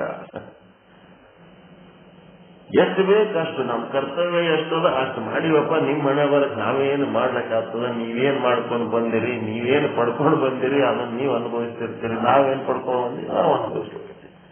ಹುಚ್ಚವ, ದಡ್ಡವ, ಹೊಂಬದವ, ಮುಂದೆ ಹೆಂಗ್ ಮಾಡ್ಕೊಂಡು ಹೋಗ್ತಾವೋ, ಹೆಂಗ್ ಬಿಡ್ತಾವ, ಇಂಥ ಕೆಲವೊಂದು ಚಿಂತೆ. ಸಂಸಾರ ಎಲ್ಲ ಇಷ್ಟೆಲ್ಲ ಮಾಡಿ ಇಟ್ಬಿಟ್ಟೆವು, ಮುಂದಿನ ಹೆಂಗ್ ಮಾಡ್ತಾವೋ ಏನೋ. ಹಂಗೆ ಯಾಕೆ ಮಾಡಲ್ಲ? ನಾವು ಮಾಡೋದಂತೂ ಚಂದ ಮಾಡಿವಲ್ಲ, ಮುಗಿಸ್ ನಮ್ ತೃಪ್ತಿ ನಮ್ ಸಂಗತಿ ಇಟ್ಕೊಂಡು ಹೋಗ್ಬಿಡ್ಬೇಕು ಅಷ್ಟೇ. ನಾವು ಮಾಡೋದು ಚಂದ ಅಂತ ನಮಗೆ ತೃಪ್ತಿ ಅದಲ್ಲ. ನಾವಿನ್ನ ಏನೋ ಮಾಡ್ಬೇಕಾಗಿತ್ತು ಅದು ಮಾಡ್ಲಕ್ ಆಗಿಲ್ಲ ಅನ್ನೋಂಥದ್ದು ಏನು ಅದಲ್ಲ. ಅಷ್ಟೇ, ಇಷ್ಟೇ ಇಟ್ಕೋಬೇಕು. ಇದಕ್ಕಿಂತ ಎಷ್ಟು ಇಟ್ಕೊಳಕ್ ಹೋಗ್ಬಾರ್ದು. ಅದಕ್ಕಿಲ್ಲೇನಾಯ್ತು? ಯೋಗ ಆನಂದದಲ್ಲಿ ಯೋಗ ಮಾಡ್ತಿರಲ್ಲ, ಸಮಾಧಿ ಕಾಲ, ಜ್ಞಾತೃ ಜ್ಞಾನ ಜ್ಞೇಯ. ಜ್ಞಾತೃ ಅಂತಂದ್ರೆ ತಿಳಿದುಕೊಳ್ಳುವ ವ್ಯಕ್ತಿ, ಯಾವುದು ನಿಮ್ಮ ಅಂತಃಕರಣ ವೃತ್ತಿ. ಜ್ಞಾನ ಅಂತಂದ್ರೆ ಎಷ್ಟು ತಿಳ್ಕೊಂಡಿವಿ ಅಷ್ಟು ನಿಮ್ಗೇನು ಅನುಭವ ಆಗ್ಯದ, ಅದು ಜ್ಞಾನ. ಜ್ಞಾನ ಅನ್ನೋ ಶಬ್ದನೇ ಹೇಳಕತ್ತಿದ್ದೆ ನಾನು. ಜ್ಞಾನ ಅಂದ್ರೆ ಬ್ರಹ್ಮದ ಸ್ವರೂಪದಲ್ಲಿ ಎಲ್ಲಿತನ ಇರ್ತೀರಿ, ಪರಮಾನಂದ ಸ್ವರೂಪರಾಗಿ ದುಃಖ ನಿವೃತ್ತರಾಗಿ ಎಲ್ಲಿತನ ಇರ್ತೀರಿ, ಅದು ಜ್ಞಾನ. ಉಳಿದದ್ದೆಲ್ಲ ಪುಸ್ತಕನಾಗ ಬರ್ತದ್ದು, ಒಬ್ರಿಗೊಬ್ರು ಹೇಳೋದು ಕೇಳೋದು ಎಲ್ಲ ಏನದ, ಅದು ಜ್ಞಾನದ ಕತೆ. ಜ್ಞಾನ ಅಲ್ಲದು. ಮಹಾಭಾರತ ಕೇಳಿದ ಕಥೆ ಅದು. ಕೃಷ್ಣ ಆಗ್ಲಿಲ್ಲ, ಮಹಾಭಾರತ ಕೇಳಿ ಕೃಷ್ಣ ಆಗ್ಲಿಲ್ಲ, ರಾಮಾಯಣ ಕೇಳಿ ರಾಮ ಆಗ್ಲಿಲ್ಲ ಅಂತ ತೋಣಿಂದ ಬೆಂಕೆತ್ಬಿಟ್ಟವ. ನಮ್ಮ ಸಾಧನೆ ರಾಮಾಯಣ ಕೇಳಿದ್ಮೇಲೆ ರಾಮನಂಗ ಆಗ್ಬೇಕು, ಮಹಾಭಾರತ ಕೇಳಿದ್ಮೇಲೆ ಕೃಷ್ಣನಂಗ ಆಗ್ಬೇಕು. ಅವು ಯಾವ ಬರಲೇ ಇಲ್ಲ ಅಂತ ಏನ್ ಮಾಡ್ಬೇಕು. ಅದಕ್ಕೆ ಅದು ಏನ್ ಆಗಿರ್ತೀವಲ್ಲ ಅದು ಜ್ಞಾನ. ಎಷ್ಟರ ಮಟ್ಟಿಗೆ ಆಗಿರ್ತೀವಿ ಅದು ಜ್ಞಾನ. ಜ್ಞೇಯ ಅಂತಂದ್ರ ಅಲ್ಲಿ ತಿಳಿದುಕೊಳ್ಳಬೇಕಾದ ವಿಷಯದ ಜ್ಞೇಯ. ಯಾವ ವಿಚಾರವನ್ನ ವಿಷಯ ಅಂದ ಕೂಡ್ಲೇನೆ ನಿಮಗೆ ಸಮಸ್ಯೆ ಶಬ್ದ ಸ್ಪರ್ಶ ರೂಪ ರಸಗಂಧ ವಿಷಯ ಅಂತಂದ್ರೆ ಇದೇನಂದ್ರೆ ವಿಚಾರ. ಯಾವ ವಿಚಾರವನ್ನ ತಿಳ್ಕೋಬೇಕು? ಬ್ರಹ್ಮದ ವಿಚಾರ ತಿಳ್ಕೋಬೇಕಾಗಿತ್ತು. ಬ್ರಹ್ಮದ ವಿಚಾರ ತಿಳ್ಕೊಂಡು ಎಷ್ಟು ಪ್ರಮಾಣದಲ್ಲಿ ನೀವು ಬ್ರಹ್ಮ ಸ್ವರೂಪರಾಗಿರಿ. ಇವು ಏನದವ ಸವಿಕಲ್ಪ ಸಮಾಧಿ ಒಳಗೆ ಏನದವ ಜ್ಞಾತೃ ಜ್ಞಾನ ಜ್ಞೇಯ ಇರ್ತಾವ. ಆದ್ರೆ ಅವು ಬಾಣ ಆಗ್ತಿರ್ತಾವ. ಜ್ಞಾತೃನೇ ಬೇರೆ ಇರ್ತಾನ, ಜ್ಞಾನನೇ ಬೇರೆ ಇರ್ತದ, ಜ್ಞೇಯನೇ ಬೇರೆ ಇರ್ತದ. ಏ ಬ್ರಹ್ಮ ಸ್ವರೂಪ ಅಂದ ಕೂಡ್ಲೇನೆ ನಾವೇನ್ ಬ್ರಹ್ಮ ಆಗ್ತೀವ್ರಿ, ನಾವಿನ್ನ ಬ್ರಹ್ಮ ಸ್ವರೂಪ ಆ ಮಟ್ಟಕ್ಕೆ ಹೋಗಿಲ್ರಿ ಅಂದ್ರೆ ನಿಮ್ಮ ಪ್ರಮಾಣ ಎಷ್ಟಂತ ನಿಮ್ಗೆ ಗೊತ್ತಾಗ್ಲಕ್ಕತ್ತದ. ಜ್ಞಾನದ ಮಟ್ಟ ನಿಮಗ ಇನ್ನೂ ಆ ಮಟ್ಟಕ್ಕೆ ಇಲ್ಲ ಅಂತ ನಿಮಗ ಅನ್ನಿಸ್ತಿರ್ತದೆ. ಇವೆಲ್ಲ ಏನದ ಸವಿಕಲ್ಪ ಸಮಾಧಿಯಲ್ಲಿರೋವು. ಮುಂದೆ ನಿರ್ವಿಕಲ್ಪ ಸಮಾಧಿ ಒಳಗೆ ಏನಾಗ್ತವ ನಿಮ್ಮಲ್ಲಿರುವಂತ ಜ್ಞಾತೃ ಜ್ಞಾನ ಜ್ಞೇಯ ಅವು ಮೂರು ಒಂದಾಗಿರ್ತಾವ. ಜ್ಞಾನನೂ ಒಂದೇ ಆಗಿರ್ತದ, ಜ್ಞಾತೃನು ಒಂದೇ ಆಗಿರ್ತದ, ಜ್ಞೇಯನು ಒಂದೇ ಆಗಿರ್ತದ. ಹ್ಯಾಂಗಂದ್ರೆ ಉಪಾಧಿಗಳು ಹೋಗಿ ಘಟಾಕಾಶ ಮಠಾಕಾಶ ಮಹಾಕಾಶ ಇರ್ತಾವಲ್ಲ, ಆ ಉಪಾಧಿಗಳು ತೆಗೆದು ಘಟ ಮಠಗಳನ್ನ ಎರಡನ್ನೂ ಬಿಚ್ಚಾಕಿದಾಗ ಆಕಾಶ ಒಂದೇ ಇರ್ತದೆ. ಅದಕ್ಕೇನಾಯ್ತು ಜ್ಞಾತೃ ಜ್ಞಾನ ಜ್ಞೇಯ ಅನ್ನೋದು ಒಂದೇ ಆಗಿರ್ತದ. ಮುಂದ ಇದು ಧ್ಯಾನದ ಸಮಾಧಿಯಲ್ಲಿ ತ್ರಿಪುಟಿಗಳು ಒಂದಾಗಿರ್ತವ. ಮುಂದೇನಾಗ್ತದ ಧ್ಯಾನದ ಸಮಾಧಿಯಿಂದ ಮುಂದೆ ನೀವು ಧ್ಯಾನಕ್ಕೆ ಬರ್ತೀರಲ್ಲ ಅದು ಒಂದನ್ನು ಕಳ್ಕೊಂಡು ಹೋಗ್ಬಿಡುತ್ತೆ, ಶೂನ್ಯ ಆಗ್ತದೆ. ಅವಾಗ ನಿಮಗೆ ಪರಮಾನಂದ ಆಗ್ತದೆ. ಅದು ಒಂದನ್ನು ಎಗರಬೇಕು. ಜ್ಞಾತೃ ಜ್ಞಾನ ಜ್ಞೇಯ ಒಂದು ಮಾಡೋದು ಒಂದಾಯ್ತು. ಅದಾದ್ಮೇಲೆ ಅಲ್ಲಿ ಬ್ರಹ್ಮನ ಶಬ್ದ ಸಹಿತ ತೆಗೆದೊಗಿಬೇಕು. ಎಲ್ಲಿ ತನಕ ಬ್ರಹ್ಮ ಅಂತೀರಿ ಅಲ್ಲಿ ತನಕ ಜೀವ ಈಶ್ವರ ಬ್ರಹ್ಮಾಂಡ ಪಿಂಡಾಂಡಗಳು ಇವೆಲ್ಲ ಬರ್ತಾವ. ಬ್ರಹ್ಮನ ಶಬ್ದ ಸಹಿತ ತೆಗೆದೊಗಿಬೇಕಲ್ಲಿ. ಬ್ರಹ್ಮನ ಬಗ್ಗೆ ಒಂದು ಸಪರೇಟ್ ಭಾವನೆ ಇಟ್ಕೊಂಡು ಅದು ಜ್ಞಾತೃ ಜ್ಞಾನ ಜ್ಞೇಯ ಒಂದು ಮಾಡ್ಬೇಕಂತ ಹೇಳಿ ಅದು ಇದು ಎಲ್ಲ ಒಂದೇ ಎಲ್ಲ ಬ್ರಹ್ಮಮಯ ಮಾಡ್ಕೊಂಡು ಕುಂತಿರ್ತೀರಲ್ಲ, ಆ ಬ್ರಹ್ಮಮಯ ಮಾಡಿಕೊಂಡದ್ದೇ ಮುಗಿಯಂಗಿಲ್ಲ. ಅದು ಜ್ಞಾನದೊಳಗ ಅದನ್ನು ಕಿತ್ತೊಗೆದ್ಬಿಡ್ಬೇಕು, ಬ್ರಹ್ಮನನ್ನು ಕಿತ್ತೊಗಿಬೇಕು. ಕಿತ್ತೊಗೆದಾಗ ನಿಮಗೇನಾಯ್ತು ಪರಮಾನಂದ ಪ್ರಾಪ್ತಿ, ಸರ್ವ ದುಃಖ ನಿವೃತ್ತಿ. ಈ ರೀತಿಯಾದಂತ ಒಂದು ಇದ್ರೊಳಗೆ ಏನದಂದ್ರೆ ಯೋಗದಲ್ಲಿ ಆನಂದ ಪ್ರಕಾಶ ಆಗ್ತದಲ್ಲ ಅದು ಆಗಬಾರದಾಗಿತ್ತು. ವಿಷಯದಾಗ ಸುಖ ಇತ್ತಂತಂದ್ರೆ ಯೋಗದಾಗ ಆಗಬಾರ್ದಾಗಿತ್ತು. ಯಾಕೆ ಹೇಳ್ತಾನೆ ಹಿಂಗ ಅಂತಂದ್ರೆ ಏಕೆಂದರೆ ಸಮಾಧಿಯಲ್ಲಿ ಯಾವುದೇ ವಿಷಯದ ಸಂಬಂಧ ಇರುವುದಿಲ್ಲ. ಅದೇನಾಗಿರ್ತದ ಸಮಾಧಿ ಒಳಗಾದಾಗ ಅವನು ಅಂತರ್ಮುಖಿ ಆಗಿರ್ತದ. ಅಲ್ಲಿ ಯಾವ ವಿಷಯ ಭೋಗಗಳು ಅಲ್ಲಿ ಸಮಾಧಿ ಒಳಗೆ ಇರಂಗಿಲ್ಲ. ಮತ್ತೆ ವಿಷಯದೊಳಗೆ ಆನಂದ ಇತ್ತು ಅಂದ್ರೆ ಈ ವಿಷಯ ಇರ್ಲಾರ್ದಾಗ ನಮಗೆ ಆನಂದ ಆಗಬಾರ್ದಾಗಿತ್ತು. ವಿಷಯ ಇಲ್ಲಂದ್ರೂ ನಮಗೆ ಆನಂದ ಆಗ್ಲಕ್ಕತ್ತದ ಅಂದ್ರೆ ವಿಷಯದಾಗೆ ಸುಖ ಇಲ್ಲ. ಸುಖ ಇರೋದು ನಮ್ಮ ವೃತ್ತಿ ಒಳಗ, ನಮ್ಮ ಅಂತಃಕರಣದೊಳಗ. ನಿರ್ಮಲ ಚಿತ್ತವೃತ್ತಿ, ನಿಶ್ಚಲ ಚಿತ್ತವೃತ್ತಿ, ಅಂತರ್ಮುಖಿ ಚಿತ್ತವೃತ್ತಿ, ಇದರೊಳಗ ಆನಂದ ಆದ ಹೊರತು ವಿಷಯದಲ್ಲಿ ಇಲ್ಲ. ವಿಷಯದಲ್ಲಿ ಇತ್ತು ಅಂತಂದ್ರೆ ಯಾವಾಗ ನಿಮ್ಮ ವೃತ್ತಿ ಅಂತರ್ಮುಖಿಯಾಗಿ ವಿಷಯದಿಂದ ಬೇರ್ಪಟ್ಟಾಗ ಆವಾಗ ನಿಮಗೆ ಆನಂದ ಆಗಬಾರದಾಗಿತ್ತು. ಡಿಸ್ಕನೆಕ್ಟ್ ಆಗ್ತದ. ಅಂತರ್ಮುಖಿ ಆಯ್ತಂದ್ರೆ ಹೊರ ಜಗತ್ತಿನಿಂದ ಈ ವೃತ್ತಿ ಏನಾಗ್ತದ ಡಿಸ್ಕನೆಕ್ಟ್ ಆಗಿ ಅಂತರ್ಮುಖಿ ಆಗ್ತದಲ್ಲ. ಅಂತರ್ಮುಖಿ ಆಯ್ತು ಅಂತಂದ್ರೆ ಈಗ ಮುನ್ಸಿಪಾಲಿಟಿಯವರು ನಾಳೆ ಬಿಲ್ ಕಟ್ಟಲಿಲ್ಲ ಅಂತಂದ್ರೆ ನಾಳೆ ಕಟ್ ಮಾಡಿಬಿಡ್ತಾರೆ. ಕರೆಂಟ್ ಬಿಲ್ ಕಟ್ಟಲಿಲ್ಲ ಅಂದ್ರೆ ಕರೆಂಟ್ ಕಟ್ ಮಾಡಿಬಿಡ್ತಾರೆ. ಅದು ಕಟ್ ಮಾಡಿದ್ಮೇಲೆ ಆ ಕರೆಂಟ್ ನಮ್ಮೊಳಗೆ ಬರಂಗಿಲ್ಲಲ್ಲ, ಹಂಗ ಆಗ್ಬೇಕಾಗಿತ್ತು.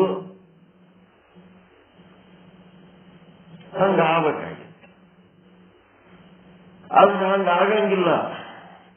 ಸಮಾಧಿ ಒಳಗೆ ಹೋದ್ರಿ ಅಂತಂದ್ರೆ, ಆ ವಿಷಯದಿಂದ ಡಿಸ್ಕನೆಕ್ಟ್ ಆದ್ರಿ ಅಂತಂದ್ರೆ ನಿಮಗೆ ಪರಮಾನಂದ ಉಂಟಾಗ್ತದ ಅಂತಂದ್ರೆ, ಆನಂದ ವಿಷಯದಲ್ಲಿ ಎಲ್ಲ. ಆನಂದ ಎಲ್ಲದ? ನಿಮ್ಮೊಳಗೆ ಅದ. ನಿಮ್ಮ ಅಂತಃಕರಣದ ಚಿತ್ತವೃತ್ತಿಯಲ್ಲಿ ಉಪಯುತ ಚೇತನ ಸ್ವರೂಪದಲ್ಲಿ ಅದ. ಅದಕ್ಕೆ ಒಂದು ವೇಳೆ ವಿಷಯದಲ್ಲಿಯೇ ಆನಂದವಿದ್ದುದಾದರೆ ಸಮಾಧಿ ಕಾಲದಲ್ಲಿ ಯಾವ ಯೋಗಾನಂದವು ಪ್ರಕಾಶವಾಗುವುದೋ ಅದು ಆಗಬಾರದಾಗಿತ್ತು. ಏಕೆಂದರೆ ಸಮಾಧಿಯಲ್ಲಿ ಯಾವುದೇ ವಿಷಯದ ಸಂಬಂಧ ಇರುವುದಿಲ್ಲ. ಕರೆಕ್ಟ್ ಅದ? ಹೆಂಗದ ವಾದ ಇದು?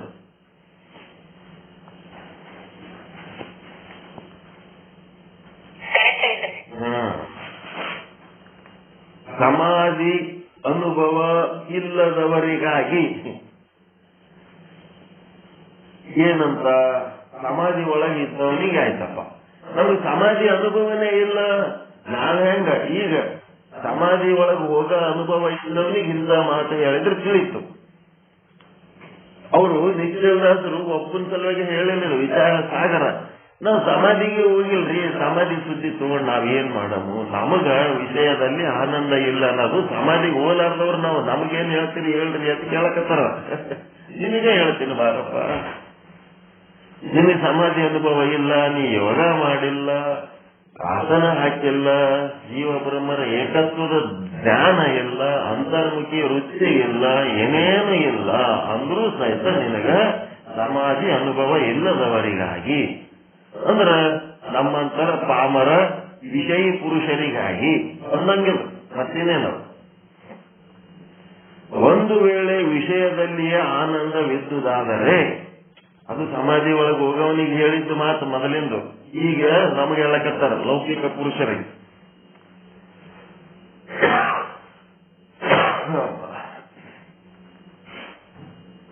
ಒಂದು ವೇಳೆ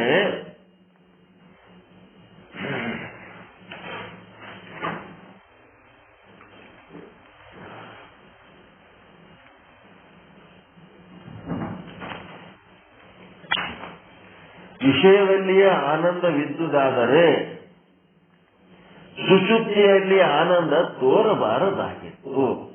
ನೀನು ಸಮಾಧಿಗೆ ಹೋಗಿಲ್ಲಲ್ಲ ಬಿಡಪ್ಪ, ಮತ್ತೆ ರಾತ್ರಿ ಮಕ್ಕೊಂಡಿರ್ತಿದಲ್ಲ, ಇದು ಯಾರಿಗೆ ಹೇಳಕತ್ತಾರ ಅಂತಂದ್ರ ಸಮಾಧಿಯ ಅನುಭವ ಇಲ್ಲದವರಿಗಾಗಿ. ಈಗ ಜಗ್ತಿರ್ತದಲ್ಲಪ್ಪ ತಮ್ಮ ನಿನಗ, ಅವಾಗ ಬಗ್ಲಾಗ ಹೆಂಡತಿ ಇರ್ತಾಳ, ಹೆಂಡತಿ ಸುಖ ಇರ್ತದೇನು, ಮಕ್ಳಿರ್ತಾವ, ಮಕ್ಕಳ ಸುಖ ಇರ್ತದೇನು, ರೊಕ್ಕ ರೂಪಾಯಿ ಇರ್ತದ, ರೊಕ್ಕ ರೂಪಾಯಿ ಸುಖ ಇರ್ತದೇನಲ್ಲಿ? ಏನೇನು ಇಲ್ಲ. ಅದಕ್ಕೆ ಸಮಾಧಿ ಅನುಭವ ಇರಲಾರ್ದವರಿಗೆ ಸುಷುಪ್ತಿ ಮೂಲಕ ಬ್ರಹ್ಮಜ್ಞಾನ ಹೇಳ್ಬೇಕು. ಸಮಾಧಿ ಅನುಭವ ಇದ್ದವರಿಗೆ ಯೋಗಾನಂದದ ಮೂಲಕ ಬ್ರಹ್ಮಜ್ಞಾನ ಹೇಳ್ಬೇಕು. ಅದಕ್ಕೆ ನಿತ್ಯದಾಗ ಆನಂದ ಇದ್ದಿಲ್ಲಪ್ಪ, ಎದ್ದಾಗ ವಿಷಯ ಭೋಗ ಮಾಡುವುದರಲ್ಲಿ ನೀನೇನು ಆನಂದ ಇದ್ದಿ, ಅದಕ್ಕಿಂತ ದೊಡ್ಡ ಬ್ರಹ್ಮಾನಂದದಲ್ಲಿ ನೀ ಜೊತೆದಾಗ ಇದ್ದ ಇಲ್ಲ, ಅದಕ್ಕಿಂತ ದೊಡ್ಡದು ನಿನಗೆ ಆನಂದ ನಿದ್ದೆಯೊಳಗೆ ಇದ್ದಿದ್ದಿಲ್ಲ ಅಂತಂದ್ರ ನೀನು ಹಾಸಿಗೆ ಹಾಸ್ಕೊಂಡು ಮಕ್ಕೋತಿದ್ದಿಲ್ಲ. ಆನಂದ ಅನುಭವಿಸ್ಬೇಕಂದ್ರೆ ನೀ ಹಾಸಿಗೆ ಹಾಸ್ಕೊಂಡು ಮಕ್ಕೊಂಡಿದಿ. ಹಾಗಾಗಿ ಇಲ್ಲೇನಾಯ್ತು, ಬ್ರಹ್ಮಾನಂದ ಅನುಭವಿಸುವಾಗ ಅಲ್ಲಿ ಯಾವ ವಿಷಯಗಳು ಇರಲ್ಲಲ್ಲ. ಹೀಗಾಗಿ ವಿಷಯದಲ್ಲಿ ಸುಖವಿಲ್ಲ, ವಿಷಯದಲ್ಲಿ ಆನಂದವಿಲ್ಲ. ಬ್ರಹ್ಮಾನಂದ ಎಲ್ಲದಂತಂದ್ರೆ ವಿಷಯಗಳು ಇಲ್ಲಂದ್ರೂ ನೀನು ಆನಂದವಾಗಿರ್ತೀವಿ ಅಂತಂದ್ರೆ ನಿನ್ನೊಳಗೆ ಆನಂದ ಆದ. ಆನಂದದ ಸಂಶೋಧನೆ, ತತ್ ತ್ವಂ ಪದಾರ್ಥ ಶೋಧನೆ, ಆನಂದದ ಸಂಶೋಧನೆ ಮಾಡ್ಲಕತ್ತಾರ. ಎಷ್ಟು ಚಂದದ ಇದು ಸಂಶೋಧನೆ. ಎಲ್ಲದ ಆನಂದ?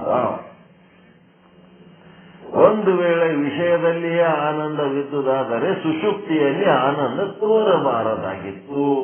ಏಕೆಂದರೆ ಸುಷುಪ್ತಿ ಅವಸ್ಥೆಯಲ್ಲಿಯೂ ಕೂಡ ವಿಷಯದ ಸಂಬಂಧ ಇರುವುದಿಲ್ಲ. ಆದ್ದರಿಂದ ವಿಷಯದಲ್ಲಿ ಆನಂದವಿರುವುದಿಲ್ಲ.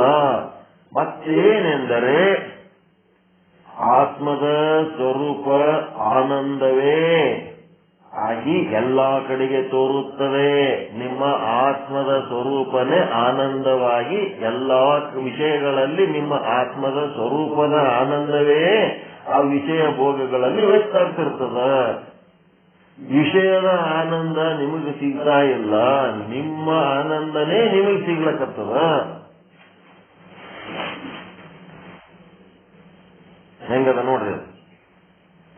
ಆದ್ದರಿಂದ ವಿಷಯದಲ್ಲಿ ಆನಂದವಿರುವುದಿಲ್ಲ.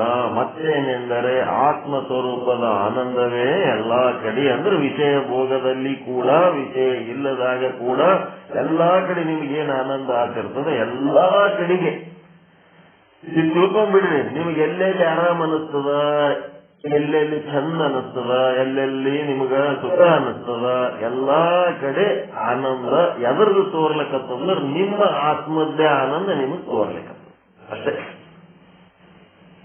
ನಿಮ್ಮ ಆತ್ಮದ ಆನಂದವೇ ನಿಮಗೆ ತೋರ್ಲಕ್ಕತ್ತದೆ ಹೊರತು ಯಾವ ವ್ಯಕ್ತಿಯಿಂದ, ಯಾವ ವಸ್ತುವಿನಿಂದ, ಯಾವುದೇ ಒಂದು ಪ್ರಸಂಗದಿಂದ ನಿಮಗೆ ಆನಂದ ತೋರ್ತಾ ಇಲ್ಲ. ನಿಮ್ಮ ಆತ್ಮದ ಆನಂದವೇ ಎಲ್ಲ ಕಡೆ ಕಂಡು ಬರದ. ನಾವು ಎಲ್ಲಾ ಕಡೆಗೆ ಒಂದೇ ಮಾತಿನ ಹೇಳ್ಬಿಟ್ಟ, ಅಲ್ಲಿ ಇಲ್ಲಿ ಅಂತಲ್ಲ, ಎಲ್ಲ ಕಡೆಗೆ ವಿಷಯ ಇರ್ಬೋದು, ಈ ವಿಷಯ ಇರ್ಬೋದು.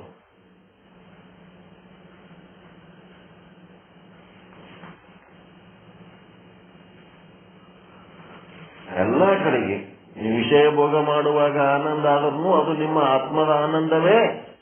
ನಿರ್ವಿಷಯಿಯಾಗಿ ಸುಷುಪ್ತಿಯಲ್ಲಿರ್ಬಹುದು ಅಥವಾ ಸಮಾಧಿಯಲ್ಲಿರ್ಬಹುದು, ಅಲ್ಲಿ ಆಗ ಆನಂದನು ನಿಮ್ಮ ಆನಂದವೇ, ನಿಮ್ಮ ಆತ್ಮದ ಆನಂದವೇ. ಸಮಾಧಿ ಒಳಗಿದ್ದವನಿಗೆ ಇವೆಲ್ಲ ಸಾಧನೆ ಮಾಡೋದ್ರಿಂದ, ಸಾಧನೆಯಿಂದ ಸುಖ ಆಗ್ಯದಂತ ತಿಳ್ಕೊಂಡ್ರ ಮೂರ್ಖರವರು. ತಮ್ಮ ಆತ್ಮದ ಆನಂದನೇ ತಮಗಾಗಿರ್ತದ. ವಿಷಯ ಭೋಗ ಮಾಡುವಾಗ ವಿಷಯದಿಂದ ಆನಂದ ಆಗ್ಯದ ಅಂತಂದ್ರೆ ಅವರು ಮೂರ್ಖರವರು. ತಮ್ಮ ಆತ್ಮದ ಆನಂದವೇ ತಮಗಾಗಿರ್ತದ ಎಲ್ಲಾ ಕಡೆಗೆ. ಇದಲ್ಲದೆ ಮತ್ತಿನ್ನು ಎಲ್ಲೆಲ್ಲಿ ನೀವು ಆನಂದ ಅನುಭವಿಸ್ತೀರಿ ಅಲ್ಲೆಲ್ಲ ನಿಮ್ಮ. ಈಗ ಹೆಂಗದಪ್ಪ ಅಂತಂದ್ರೆ, ಮಕ್ಕಳು ಏನ್ ಮಾಡ್ಯಾರ, ಇನ್ನ ಕೆಲ್ಸಕ್ಕೆ ಹೋಗ್ತಾ ಇಲ್ಲ. ಅವರು ಮಕ್ಕಳು ಕೆಲ್ಸಕ್ಕೆ ಹೋಗ್ತಾ ಇಲ್ಲ, ಅವ್ರದ್ದೇನು ಸಂಪಾದನೆ ಶುರು ಆಗಿಲ್ಲ. ಆದರೂ ಅವ್ರ ಮನೆಗೆ ಎಷ್ಟೋ ವಸ್ತುಗಳು ಬರುವಾಗ ಹಿಡ್ಕೊಂಡ್ಬರ್ಲಕತ್ತಾರ, ಏನೇನೋ ತರ್ಲಕತ್ತಾರ. ಮನೆಯೊಳಗ ತಿನ್ಲಕ್ಕ ಉಣ್ಲಕ್ಕ ಸಾಕಷ್ಟು ವಸ್ತುಗಳನ್ನೆಲ್ಲ ತರ್ಲಕತ್ತಾರ. ಏನೆಲ್ಲ ತರ್ಲಕತ್ತಿದಾಗ ಉಳಿದವರೆಲ್ಲ ಮನೆಯವರು ಏನಂತಿರ್ತಾರ, ಅವ್ರ ಮಗ ಅಥವಾ ಮಗಳು ಏನ್ ಹಿಡ್ಕೊಂಡ್ ಬರ್ತಾರಲ್ಲ ಬಜಾರ್ಲಿಂದ, ಅದು ಯಾರು ತಂದಾರ, ಅದು ಯಾರು ತಂದಾರ ಅಂದ್ರೆ ಅದು ತಂದವ್ರ ಹೆಸರು ಹೇಳ್ತಿರ್ತಾರ. ಅವ್ರ ಅಪ್ಪ ಏನಂತಿರ್ತಾನ, ಇವ್ರು ಯಾರು ಏನ್ ತಂದ್ರು ನಾ ದುಡಿದ ರೊಕ್ಕದಾಗೆ ತಂದಾರ ಅಂತ ಇರ್ತಾನ. ಅವ ದುಡಿದ ರೊಕ್ಕದಾಗೆ ಅವ್ರೇನ್ ಕೆಲಸ ಮಾಡ್ತಾ ಇಲ್ಲ, ಏನು ಸಂಪಾದನೆ ಮಾಡ್ತಾ ಇಲ್ಲ. ತಿಳಿತ್ರ, ಏನು ಕೆಲಸ ಮಾಡ್ತಾ ಇಲ್ಲ, ಏನು ಸಂಪಾದನೆ ಮಾಡ್ತಾ ಇಲ್ಲ. ಆದ್ರ ಮನೆಗೆ ತಿನ್ನವು ಉಣವು ಉಡ್ಲಕ್ಕ ಏನೇನೋ ವಸ್ತುಗಳು ತರ್ಲಕತ್ತಿದಾಗ ಅವ್ರ ಅಪ್ಪ ಏನಂತಾನ, ಅವ ದುಡ್ದು ರೊಕ್ಕದಾಗ ಇವ್ರು ತರ್ಲಕತ್ತಾರ ಇಲ್ಲ, ಏನ್ ಬೇರೆ ತಾವೇನೇನು ದುಡ್ಡು ತರ್ಲಕತ್ತಾರ. ಆದ್ರೆ ಎಲ್ಲರೂ ಏನಂತಾರ, ಆ ವಸ್ತುಗಳು ಯಾರು ತಂದಾರ ಅಂತಂದ್ರ ಅವ್ರು ತಂದವ್ರ ಹೆಸರು ಹೇಳ್ತಾರ. ಆದ್ರೆ ಅವ್ರು ತಂದಂಗೆ ಅರ್ಥ ಆಗಕತ್ತದ ಇಲ್ಲ. ಇದು ನಿಮ್ಮ ಆತ್ಮದ ಸುಖವೇ ನೀವು ಅನುಭವಿಸ್ಲಕತ್ತೀರಿ ಎಲ್ಲಾ ಕಡೆ. ಆದ್ರ ಅಜ್ಞಾನದ ಕಾರಣ ಏನಾಗ್ಲಕತ್ತದ, ಸಮಾಧಿಯಿಂದ ಸುಖ ಆಗ್ಯದಂತ ಅನಿಸ್ಲಕತ್ತದ, ವಿಷಯದಿಂದ ಸುಖ ಆಗ್ಯದಂತ ಅನಿಸ್ಲಕತ್ತದ. ಅದು ಅಜ್ಞಾನದ ಹೌದಾ ಇಲ್ಲ. ಅಲ್ಲಿ ಆ ಸಮಾಧಿ ಒಳಗಿದ್ರು ತನ್ನ ಆತ್ಮದ ಸುಖವನ್ನೇ ಅನುಭವಿಸ್ಲಕತ್ತನ, ಸುಷುಪ್ತಿ ಒಳಗನು ತನ್ನ ಆತ್ಮದ ಸುಖನೇ ಅನುಭವಿಸ್ಲಕತ್ತಾನ, ವಿಷಯ ಭೋಗದೊಳಗನು ತನ್ನ ಆತ್ಮದ ಸುಖನೇ ಅನುಭವಿಸ್ಲಕತ್ತಾನ. ಮೂರದವಿಲ್ರಿ ಇಲ್ಲಿ, ಒಂದು ಸಮಾಧಿ, ಇನ್ನ ಒಂದು ಮೂರ್ ಕಡೆ ಅನುಭವಿಸ್ಲಕತ್ತೀರಿ ಆನಂದ. ಒಂದು ಸುಷುಪ್ತಿ,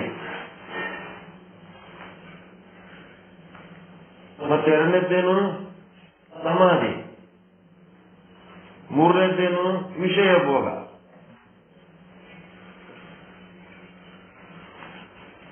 ಎಲ್ಲ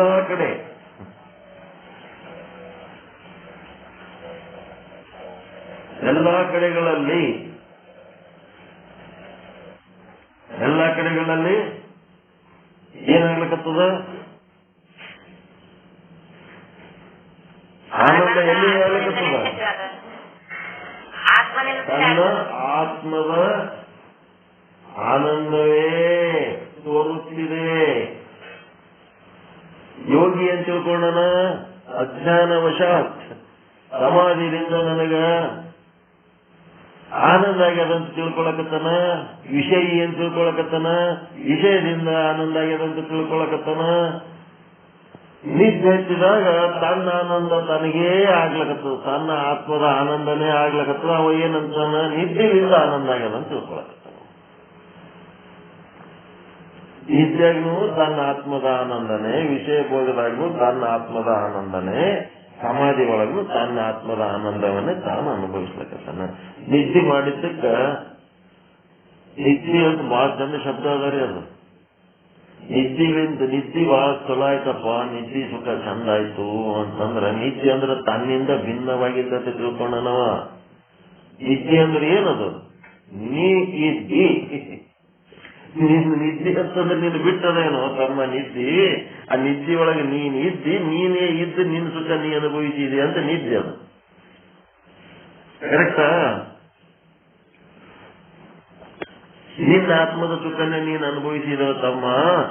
ನೀ ಇದ್ದಿ ಆ ಸುಖದೊಳಗ, ನೀನು ಇಲ್ಲದ ಸುಖ ಅಲ್ಲದು. ನೀ ಇದ್ದ ಸುಖನೇ ನೀನು ಅನುಭವಿಸಿದಿ, ನೀ ಇದ್ದು ನಿನ್ನ ಸುಖನೇ ನೀನು ಅನುಭವಿಸಿದಿ ಅಂತ. ನಿದ್ದಿದ ಅರ್ಥ ಕರೆಕ್ಟ್ ಅದ. ನೀ ಇದ್ದಿ,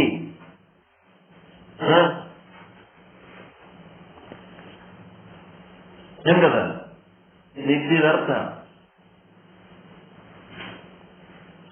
ಏನ್ರಿ? ಕರೆಕ್ಟ್ ಅದ ಇಲ್ಲ? ನಿದ್ದೆ ಒಳಗೆ ನೀ ಇದ್ದ ಇಲ್ಲ, ನಿನ್ನ ಸುಖನೇ ನೀನು ಅನುಭವಿಸಿದಿ. ಪೂಜೆ ಮಾಡ್ರಿ ಅಂತಂದ್ರೆ ಏನು? ಪೂಜೆ ಮಾಡ್ರಿ ಅಂದ್ರ ಬಡ ಜಾಕ ಮಾಡೋದು, ಒಂದ್ ಸ್ಟೀಲಿಂದ ತಾಮ್ರದ ಕೊಡ ತಗೊಂಡು ಏನ್ ತರ್ಲಕ್ ಹೋಗ್ತೀರಿ?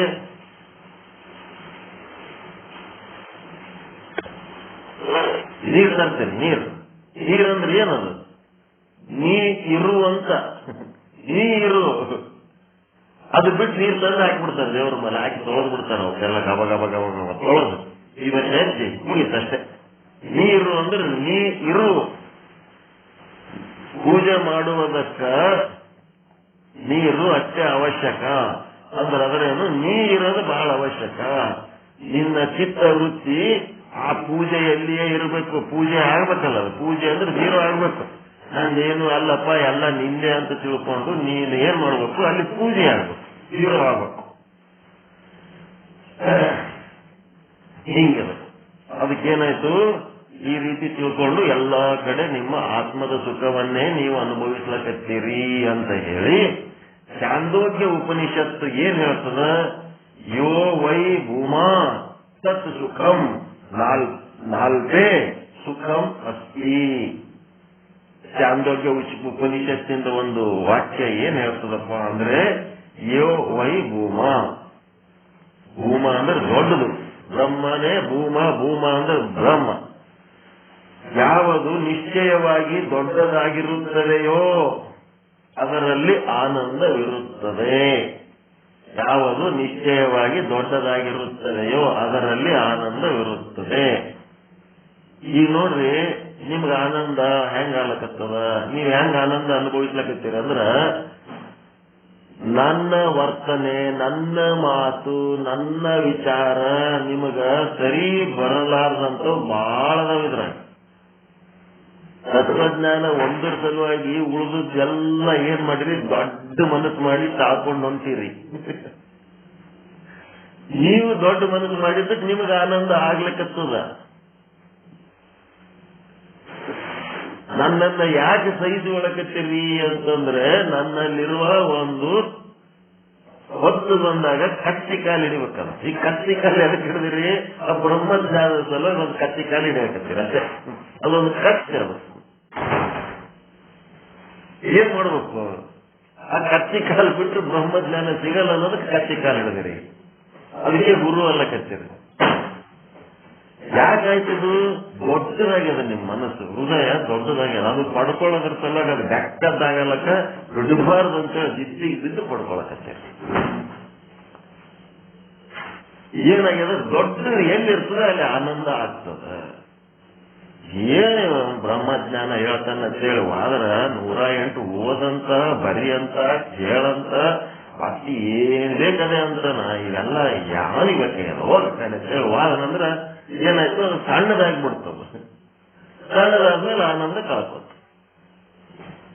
ಗುಲಾಬಿ ಹೂವ ಬೇಕು ಅಂತಂದ್ರೆ ಮುಳ್ಳು ಚುಚ್ಚುಗಳಾದ್ರೆ ಹೂವ ಸಿಗಂಗಿಲ್ಲ. ಏನ್ ನೋಡೋದು? ಆ ಗಿಡದಾಗ ಮುಳ್ಳನು ಬರ್ತದ, ಹೂವನು ಬರ್ತದ. ನಿಮಗ್ ಬೇಕಾಗಿದ್ದು ಹೂವ ಬೇಕಂದ್ರೆ ಮುಳ್ಳು ಚುಚ್ಚುತ್ತದೆ. ನೀವು ಬ್ಯಾಡ್ ಅಂದ್ರೆ ಎಕಡಿದರೆ ಬಂದು ಕಂಟಿ ಹರಿದು ಬಿಡ್ತದೆ, ನಿಮ್ ಕೈ ಗಾಯ ಮಾಡ್ತದೆ. ಆದ್ರೆ ಮುಳ್ಳು ಚುಚ್ಚಿಕೊಂಡದ್ದು ಅಯ್ಯೋ ಮುಳ್ಳು ಚುಚ್ಚಿಗೋತು ಅಂತ ಹೇಳಕ್ಕೆ ದುಃಖಿಯಾಗಿ ಗುಲಾಬಿ ಗಿಡ ಒಯ್ದು ಅಲ್ಲಿ ತಿಪ್ಪೆಗೆ ಒಗಿತೀರೇನು? ಇಲ್ಲ. ಮುಳ್ಳು ಯಾಕೆ ಸಹಿಸಿಕೊಳ್ಳಕತ್ತೀರಿ? ಅಲ್ಲಿ ಹೂವ ಸಿಗ್ತದಂತ. ಏನಾಗ್ಯದ? ದೊಡ್ಡದಾಗ್ಯದ ನಿಮ್ಮ ಹೃದಯ. ದೊಡ್ಡದಾಗ್ಯದಕ್ಕೆ ಹಾಕೊಂಡು ಹೊಂಟೀರ ಅಷ್ಟೇ. ಹಿಂಗೆ ನಿಮ್ಮ ಮನ್ಯಾಗ ಯಾರು ನನ್ನಂಗೆ ಉದ್ಯೋಗ ಒದರಾಡ್ತಿದ್ದಾರೆ ಅಂದ್ರೆ ಅದು ಕಪಾಳಿಗೆ ಕೂಡ ಮೂಲಿಗೆ ಕೊಂದಿಸ್ಬಿಡ್ತಿದ್ದಾರೆ. ನಡೆ ಹಿಂದೆ ಕಿರಿಕಿರಿ. ಯಾಕಂದ್ರೆ ಅಲ್ಲಿ ನಿಮ್ಗೆ ಬೇಕಾದಂಥದ್ದು ಏನು ಸಿಗ್ಲಾರ್ದಕ್ಕೆ ಬೈತೀರಿ. ಇಲ್ಲಿ ನಿಮ್ಗೆ ಬೇಕಾದಂಥದ್ದು ಒಂದೇನೋ ಅಮೂಲ್ಯವಾದ ವಸ್ತು ಸಿಗ್ಲಕತ್ತದ ಅಂತೇಳಿ ಇಲ್ಲಿ ತಾಳ್ಕೊಳಕತ್ತೀರಿ. ದೊಡ್ಡ ಮನಸ್ಸು ಮಾಡಿ ದೊಡ್ಡ ಗುಣ ತೋರಿಸ್ಲಕತ್ತೀರಿ. ಅದಕ್ಕೆ ಛಾಂದೋಗ್ಯ ಉಪನಿಷತ್ ಏನ್ ಹೇಳ್ತದೆ? ಯೋ ವೈ ಭೂಮಾ ತತ್ ಸುಖಂ. ಯಾವಾಗ ನೀವು ದೊಡ್ಡವರು ಆಗ್ತೀರಿ ಆವಾಗಲೇ ನಿಮಗೆ ಸುಖ ಸಿಗ್ತದ, ಆನಂದ ಸಿಗ್ತದ. ಇದು ಒಂದು ಸೂತ್ರ. ಇಲ್ಲಿ ತನ ಏನೇನು ಹೇಳಿದ್ರು? ನಿರ್ಮಲ ಚಿತ್ತದಲ್ಲಿ ಆನಂದ ತೋರುತ್ತದೆ, ನಿಶ್ಚಲ ಚಿತ್ತದಲ್ಲಿ ಆನಂದ ತೋರುತ್ತದೆ, ಮತ್ತೆ ಅಂತರ್ಮುಖ ಚಿತ್ತದಲ್ಲಿ ಆನಂದ ತೋರುತ್ತದೆ, ಮತ್ತು ನಿರ್ವಿಷಯಿ ಆದಾಗ ಆನಂದ ತೋರುತ್ತದೆ. ಇದು 5ನೇ ಸೂತ್ರ. ನೀವು ದೊಡ್ಡವರಾದಾಗ ಆನಂದ ತೋರುತ್ತದೆ. ದೊಡ್ಡ ಮನಸ್ಸು ಮಾಡ್ತಿರಲ್ಲ, ಹೃದಯ ವಿಶಾಲ ಮಾಡ್ಕೊಂಡಾಗ ನಿಮಗೆ ಆನಂದ ತೋರ್ತದ. ಅದು ನಿಮ್ಮ ಆತ್ಮದ ಆನಂದವೇ. ಹೆಂಗದ? 5ನೇ ಸೂತ್ರ ಇದು. ಪ್ರೀತಿ, ದಯೆ, ಕ್ಷಮೆ, ಸಹನೆ, ಮತ್ತಿನ್ಯಾವುದು? ಸೇವೆ. ಇವೆಲ್ಲ ಮಾಡ್ಬೇಕಾದ್ರೆ ದೊಡ್ಡ ಮನಸ್ಸು ಬೇಕಪ್ಪ. ನನಗೆ ಪ್ರೀತಿ ಮಾಡಬೇಕು ಅಂತಂದ್ರೆ ನನ್ನ ಅವಶ್ಯಕತೆಯನ್ನು ಅರಿತು ಏನ್ ಮಾಡ್ಬೇಕು? ನನಗೆ ಏನ್ ಬೇಕಾದನ್ನ ನೀವು ಕೊಟ್ರಿ ಅಂತಂದ್ರ ಆನಂದ ಆಗ್ತದ. ಒಬ್ಬರಿಗೆ ಅವಶ್ಯಕತೆ ತಿಳ್ಕೊಂಡು, ಪ್ರೀತಿ ಅಂದ್ರೇನು? ಪ್ರೇಮ ಮತ್ತು ಕಾಮಕ್ಕ ಇರೋ ವ್ಯತ್ಯಾಸ ಏನಂದ್ರ, ಪ್ರೇಮ ಅಂತಂದ್ರ ನಮ್ಮಲ್ಲಿರೋದನ್ನ ಇನ್ನೊಬ್ಬರಿಗೆ ದೊಡ್ಡ ಮನಸ್ಸು ಮಾಡಿ ಕೊಟ್ಟು ಆರಾಮಿರು, ಬದುಕು, ಚೆನ್ನಾಗಿರು ಅಂತೇಳಿ ಆಶೀರ್ವಾದ ಮಾಡಿದ್ರ ಆನಂದ ಆಗ್ತದೆ. ನಮಗೇ ಇಲ್ಲ ನಿನಗೆ ಅನ್ಕೊಡ ನಡೆ ಕಡೆ ಅಂತ ಅಂದ್ರೆ ಅದು ಪ್ರೀತಿ ಅಂತಾರ, ಪ್ರೇಮ ಅಂತಾರ. ಮತ್ತೆ ಕಾಮ ಅಂದ್ರೇನು? ಇನ್ನೊಬ್ಬರ ಬಳಿ ಇದ್ದದ್ದು ಬಯಸೋದು, ಅದೇ ಕಾಮ. ಪ್ರೇಮ ಅಂದ್ರೆ ನಮ್ಮಲ್ಲಿರೋದು ನಾವೇ ಹೃತ್ಪೂರ್ವಕವಾಗಿ ತ್ಯಾಗ ಮಾಡಿ ಕೊಡೋದು ಪ್ರೇಮ. ಮತ್ತೆ ಇನ್ನೊಬ್ಬರ ಬಳಿ ಇದ್ದದನ್ನ ನಾವು ಬೇಕು ಅಂತ ಬಯಸಿದ್ರೆ ಅದು ಕಾಮ. ಇನ್ನೊಬ್ಬರ ಬಳಿ ಇದ್ದದ್ದು ಬಯಕೆ ಉಂಟಾಗ್ಯದ ಅಂತ ಹೇಳಿದ್ರೆ ಅವ್ರು ಕೊಡ್ಬೋದು ಬಿಡ್ಬೋದು, ಕೊಡ್ಲಿಲ್ಲ ಅಂತಂದ್ರೆ ಕ್ರೋಧ, ಕೊಟ್ರೆ ಮೋಹ, ಹಿಂಗಿರ್ತಾವ.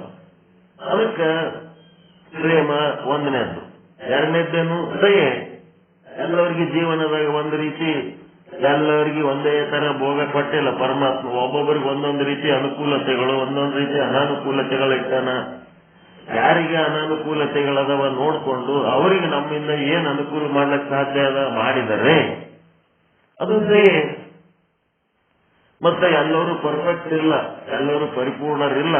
ಕೆಲವೊಬ್ಬರು ಮಾತಿನಲ್ಲಿ ಪರ್ಫೆಕ್ಟ್ ಇಲ್ಲ, ಕೆಲವೊಬ್ಬರು ಕೃತಿಯಲ್ಲಿ ಪರ್ಫೆಕ್ಟ್ ಇಲ್ಲ, ಕೆಲವೊಬ್ಬರು ಆಲೋಚನೆಯಲ್ಲಿ ಪರ್ಫೆಕ್ಟ್ ಇಲ್ಲ, ಕೆಲವೊಬ್ಬರು ಭಾವನೆಯಲ್ಲಿ ಪರ್ಫೆಕ್ಟ್ ಇಲ್ಲ. ತಪ್ಪು ಆಗ್ತಿರ್ತಾವ.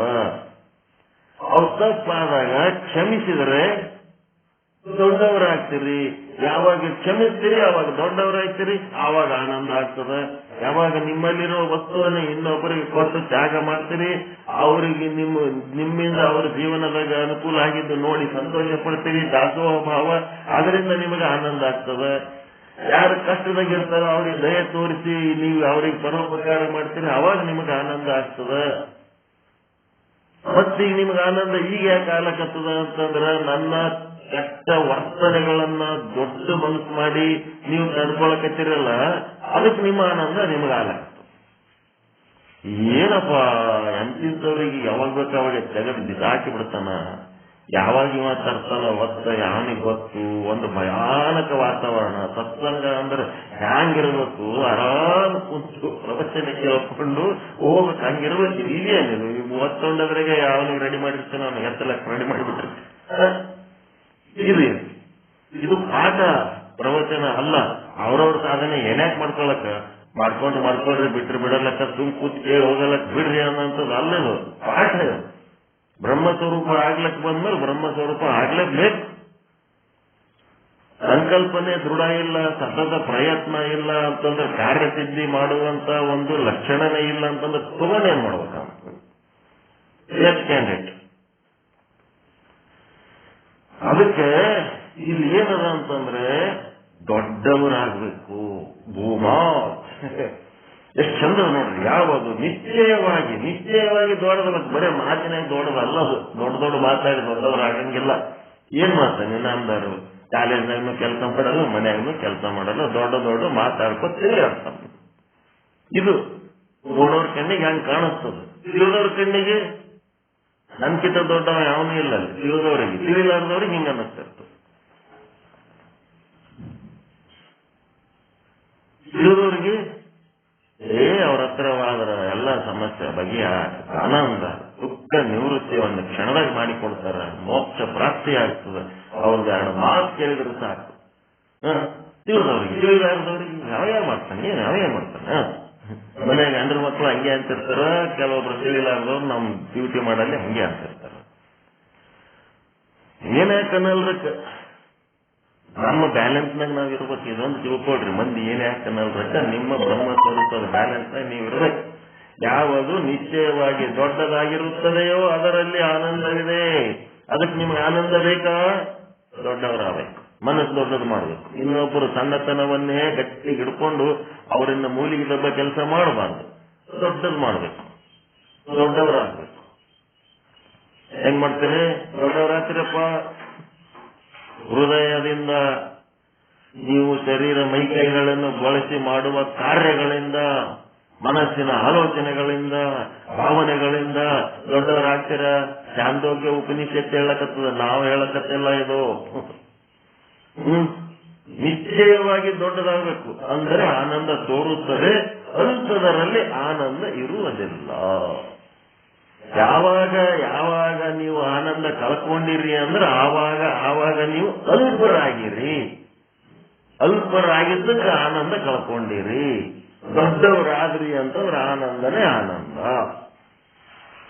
ವಿಷಯದಲ್ಲಿ ಆನಂದವಿಲ್ಲ ಅಂತ ಹೇಳಿದ್ರು ಒಂದು. ನೆಕ್ಸ್ಟ್ ಇವತ್ತೇನ್ ತಿಳ್ಕೋಬೇಕು? ಅಲ್ಪದರಲ್ಲಿ ಆನಂದವಿಲ್ಲ, ದೊಡ್ಡದರಲ್ಲಿ ಆನಂದವಿದೆ. ಚಾಂದೋಗ್ಯ ಉಪನಿಷತ್ತಿನ ವಾಕ್ಯ. ಯೋ ವೈ ಭೂಮಾ ತತ್ ಸುಖಂ. ಯಾವುದು ದೊಡ್ಡದಾಗಿದೆಯೋ ಅದೇ ಆನಂದ, ಆನಂದ ಸ್ವರೂಪ. ನಾಲ್ಕೇ ಸುಖಂ ಅಸ್ತಿ ಅಂದ್ರೆ ನಾ ಅಲ್ಪೆ ಸುಖಂ ಅಸ್ತಿ. ನಾ ಅಂತಂದ್ರೆ ಅಲ್ಪದರಲ್ಲಿ ಸುಖ ಇಲ್ಲ. ನಾಲ್ಪೆ ಅಂದ್ರೆ ನಾ ಅಂದ್ರೆ ಇಲ್ಲ, ಅಲ್ಪೆ ಅಲ್ಪತ್ವದಲ್ಲಿ ಸುಖಂ ಅಸ್ತಿ ಅಂದ್ರೆ ಅದರಲ್ಲಿ ಸುಖ ಇಲ್ಲ. ನಾ ಅಂತ ಬರ್ದಾರ. ಅಲ್ಪತನದಲ್ಲಿ ಸುಖವಿಲ್ಲ, ದೊಡ್ಡಸ್ತಿಕೆಯಲ್ಲಿ ಸುಖ ಇದೆ. ಎದ್ರಾಗ ನಿಶ್ಚಯವಾಗಿ ಒಂದು ಶಬ್ದ ಬಳಸ್ಯಾರ ಅವ್ರು. ನಿಶ್ಚಯವಾಗಿರ್ಬೇಕು. ಸುಮ್ಮನೆ ಯಾವ್ದಾರ ಒಂದ್ ಮೀಟಿಂಗ್ ಮಾಡೋಣ, ಗೌಡ್ರು ಹತ್ತಿರ್ತಾರೆ. ಒಂದಿವ್ಸ ಮಂದಿ ಮೀಟಿಂಗ್ ಮಾಡೋದ್ರಾಗ, ಯಾವ್ದೋ ಒಂದ್ ಜಾತ್ರೆ ಪಾತ್ರೆ ಮಾಡೋದ್ರಾಗ ಗೌಡ್ರು ಅಂತಿರ್ತಾರ. ಅವ್ರು ಏನ್ ಮಾಡ್ತಾರಪ್ಪ ಅಂತಂದ್ರೆ ಎಲ್ಲ ಮೀಟಿಂಗ್ ಮಾಡಿ ನಂದೊಂದ 25,000 ಬರ್ಕೋ 50,000 ಬರ್ಕೋ ಅಂತ ಹೇಳ್ತಾರ. ಫಸ್ಟ್ ಎಲ್ಲರಿಗಿಂತ ದೊಡ್ಡದಾಗಿ ಹೇಳಿರ್ತಾರ. ಹೇಳಿದ್ಮೇಲೆ ಗೌಡ್ರು ಇಷ್ಟು ಕೊಟ್ಟಾರ ಅಂದ್ರ ಮೇಲೆ ನಾವೆಷ್ಟು ಕೊಡ್ಬೇಕತ್ತೆ, ಉಳಿದವ್ರೆಲ್ಲ ಕುರಿಗಳ ಕತ್ತೆ ದುಬ್ಬು ದುಬ್ಬು ದುಬ್ಬು ದುಬ್ಬು ರೊಕ್ಕ ಹಾಕ್ತಾರ. ಅವ ₹1 ಕೊಡಲ್ಲ, ಲಾಸ್ಟಿಗೆ ₹1 ಕೊಟ್ಟಿರಲ್ಲ. ಅವ ಮಾತಿನಾಗೆ ರೊಕ್ಕ ಎಣಿಸ್ಬಿಡಿ. ಅವನ್ ದೊಡ್ಡವ ಅಲ್ಲೇ ಅಲ್ಲ. ಆ ರೀತಿ ಮಾಡೋರು ದೊಡ್ಡವ್ರು ಅಲ್ಲೇ ಅಲ್ಲ. ಅದಕ್ಕೇನದ, ಅವನು ಏನಕ್ಕಿರ್ಲಕ್ಕ ಒಂದು ಪ್ರಭಾವ ಬೀರಿ ಮಂದಿ ರೊಕ್ಕ ವಸೂಲಿ ಮಾಡಿಕೆ ಕಾರ್ಯಕ್ರಮ ಯಶಸ್ವಿ ಆಗೋದಕ್ಕ ಒಂದು ಕೌಶಲ್ಯ ಅದಲ್ಲ, ಅದ್ರ ಸಲುವಾಗಿ ಅವನಿಗೆ ಕರ್ಕೊತಿರ್ತಾರೆ. ಅವನಿಗೆ ಹಂಗ ನಿಶ್ಚಯವಾಗಿ ದೊಡ್ಡವನಾಗಿರ್ಬೇಕು. ದೊಡ್ಡವನಾದ್ರೆ ಏನಾಗ್ತದ, ಆನಂದವಾಗುತ್ತದೆ. ಇವತ್ತು 4ನೇ ಸೂತ್ರ ಕೊಟ್ಟರು. ಏನಂತ? ದೊಡ್ಡದರಲ್ಲಿ ಆನಂದವಿದೆ, ಸಣ್ಣದರಲ್ಲಿ ಆನಂದವಿಲ್ಲ.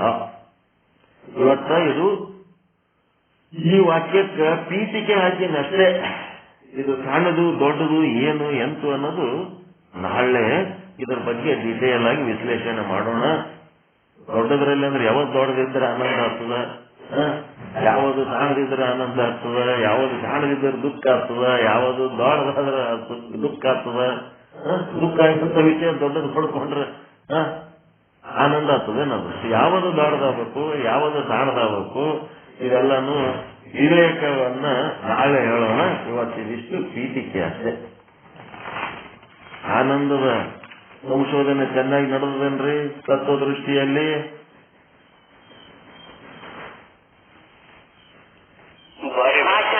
ಬಹಳ ಚಂದ. ದೊಡ್ಡವರಾಗಲ್ಲ. ಆನಂದವು ದೊಡ್ಡದರಲ್ಲಿ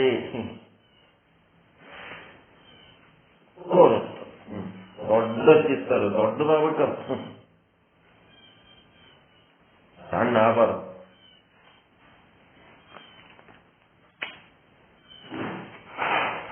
ಓಕೆ, ಹಿಂಗೆ ಬಹಳಷ್ಟು ಸೂತ್ರಗಳು ಕೊಡ್ತಾರ. ಇಡೀ ಜಗತ್ತಿನೊಳಗ ಎಲ್ಲೇ ನೀವು ಪ್ರವಚನಕ್ಕೆ ಆದ್ರಿ ಅಂತಂದ್ರ ಇವು ನಿಮ್ಗೇನ್ ಗೊತ್ತಿರ್ತದೆ, ಇವುದ್ರೊಳಗೆ ಒಂದ್ ಯಾವ್ದೋ ತಗೊಂಡು ಎಳಿ ಜಗ್ಗಾಡ್ತಿರ್ತಾರ ಅವ್ರಷ್ಟೇ. ನಿಮ್ಗೆಲ್ಲ ಒಟ್ಟು ಟೋಟಲ್ ಗೊತ್ತಿರ್ತದ, ಒಂದೇನೋ ಹೇಳ್ತಿರ್ತಾರ. ಅವಾಗ ಹೌದೌದು ಇಷ್ಟೆಲ್ಲಾದ್ರು ಆವಾಗ ಹೇಳಿದ್ರು, ಇಂಥ ದಿವಸ ಇಂಥ ಗ್ರಂಥದಲ್ಲಿ ಇಂಥ ಪೇಜ್ನಲ್ಲಿ ಹೇಳ್ಯಾರ. ಎಲ್ಲ ಒಟ್ಟು ವಿಚಾರ ಸಾಗರದೊಳಗಿಂದ ಬಿಟ್ಟು ಮತ್ತೊಂದು ಎಲ್ಲಿ ಸತ್ಸಂಗ ನಡೆದಿರಂಗೇ ಇಲ್ಲ. ಎಲ್ಲ ಸಾಗರ ನಿಮ್ಮೊಳಗೆ ಇರ್ತದೆ, ಹೀಗಿರ್ತದೆ. ಹೀಗಾಗಿ ಎಷ್ಟು ಸಾಧ್ಯದ ಅಷ್ಟು ಆನಂದದ ತತ್ವ ಪದಾರ್ಥ ಶೋಧನ ಅಂದ್ರೆ ಇದೇ ನೋಡಿ. ಆನಂದ ಎಲ್ಲಿದ ಅದನ್ನು ಹುಡುಕದೆ ಹುಡುಕದು, ಅದ್ಭುತ ಹುಡುಕಾಟ.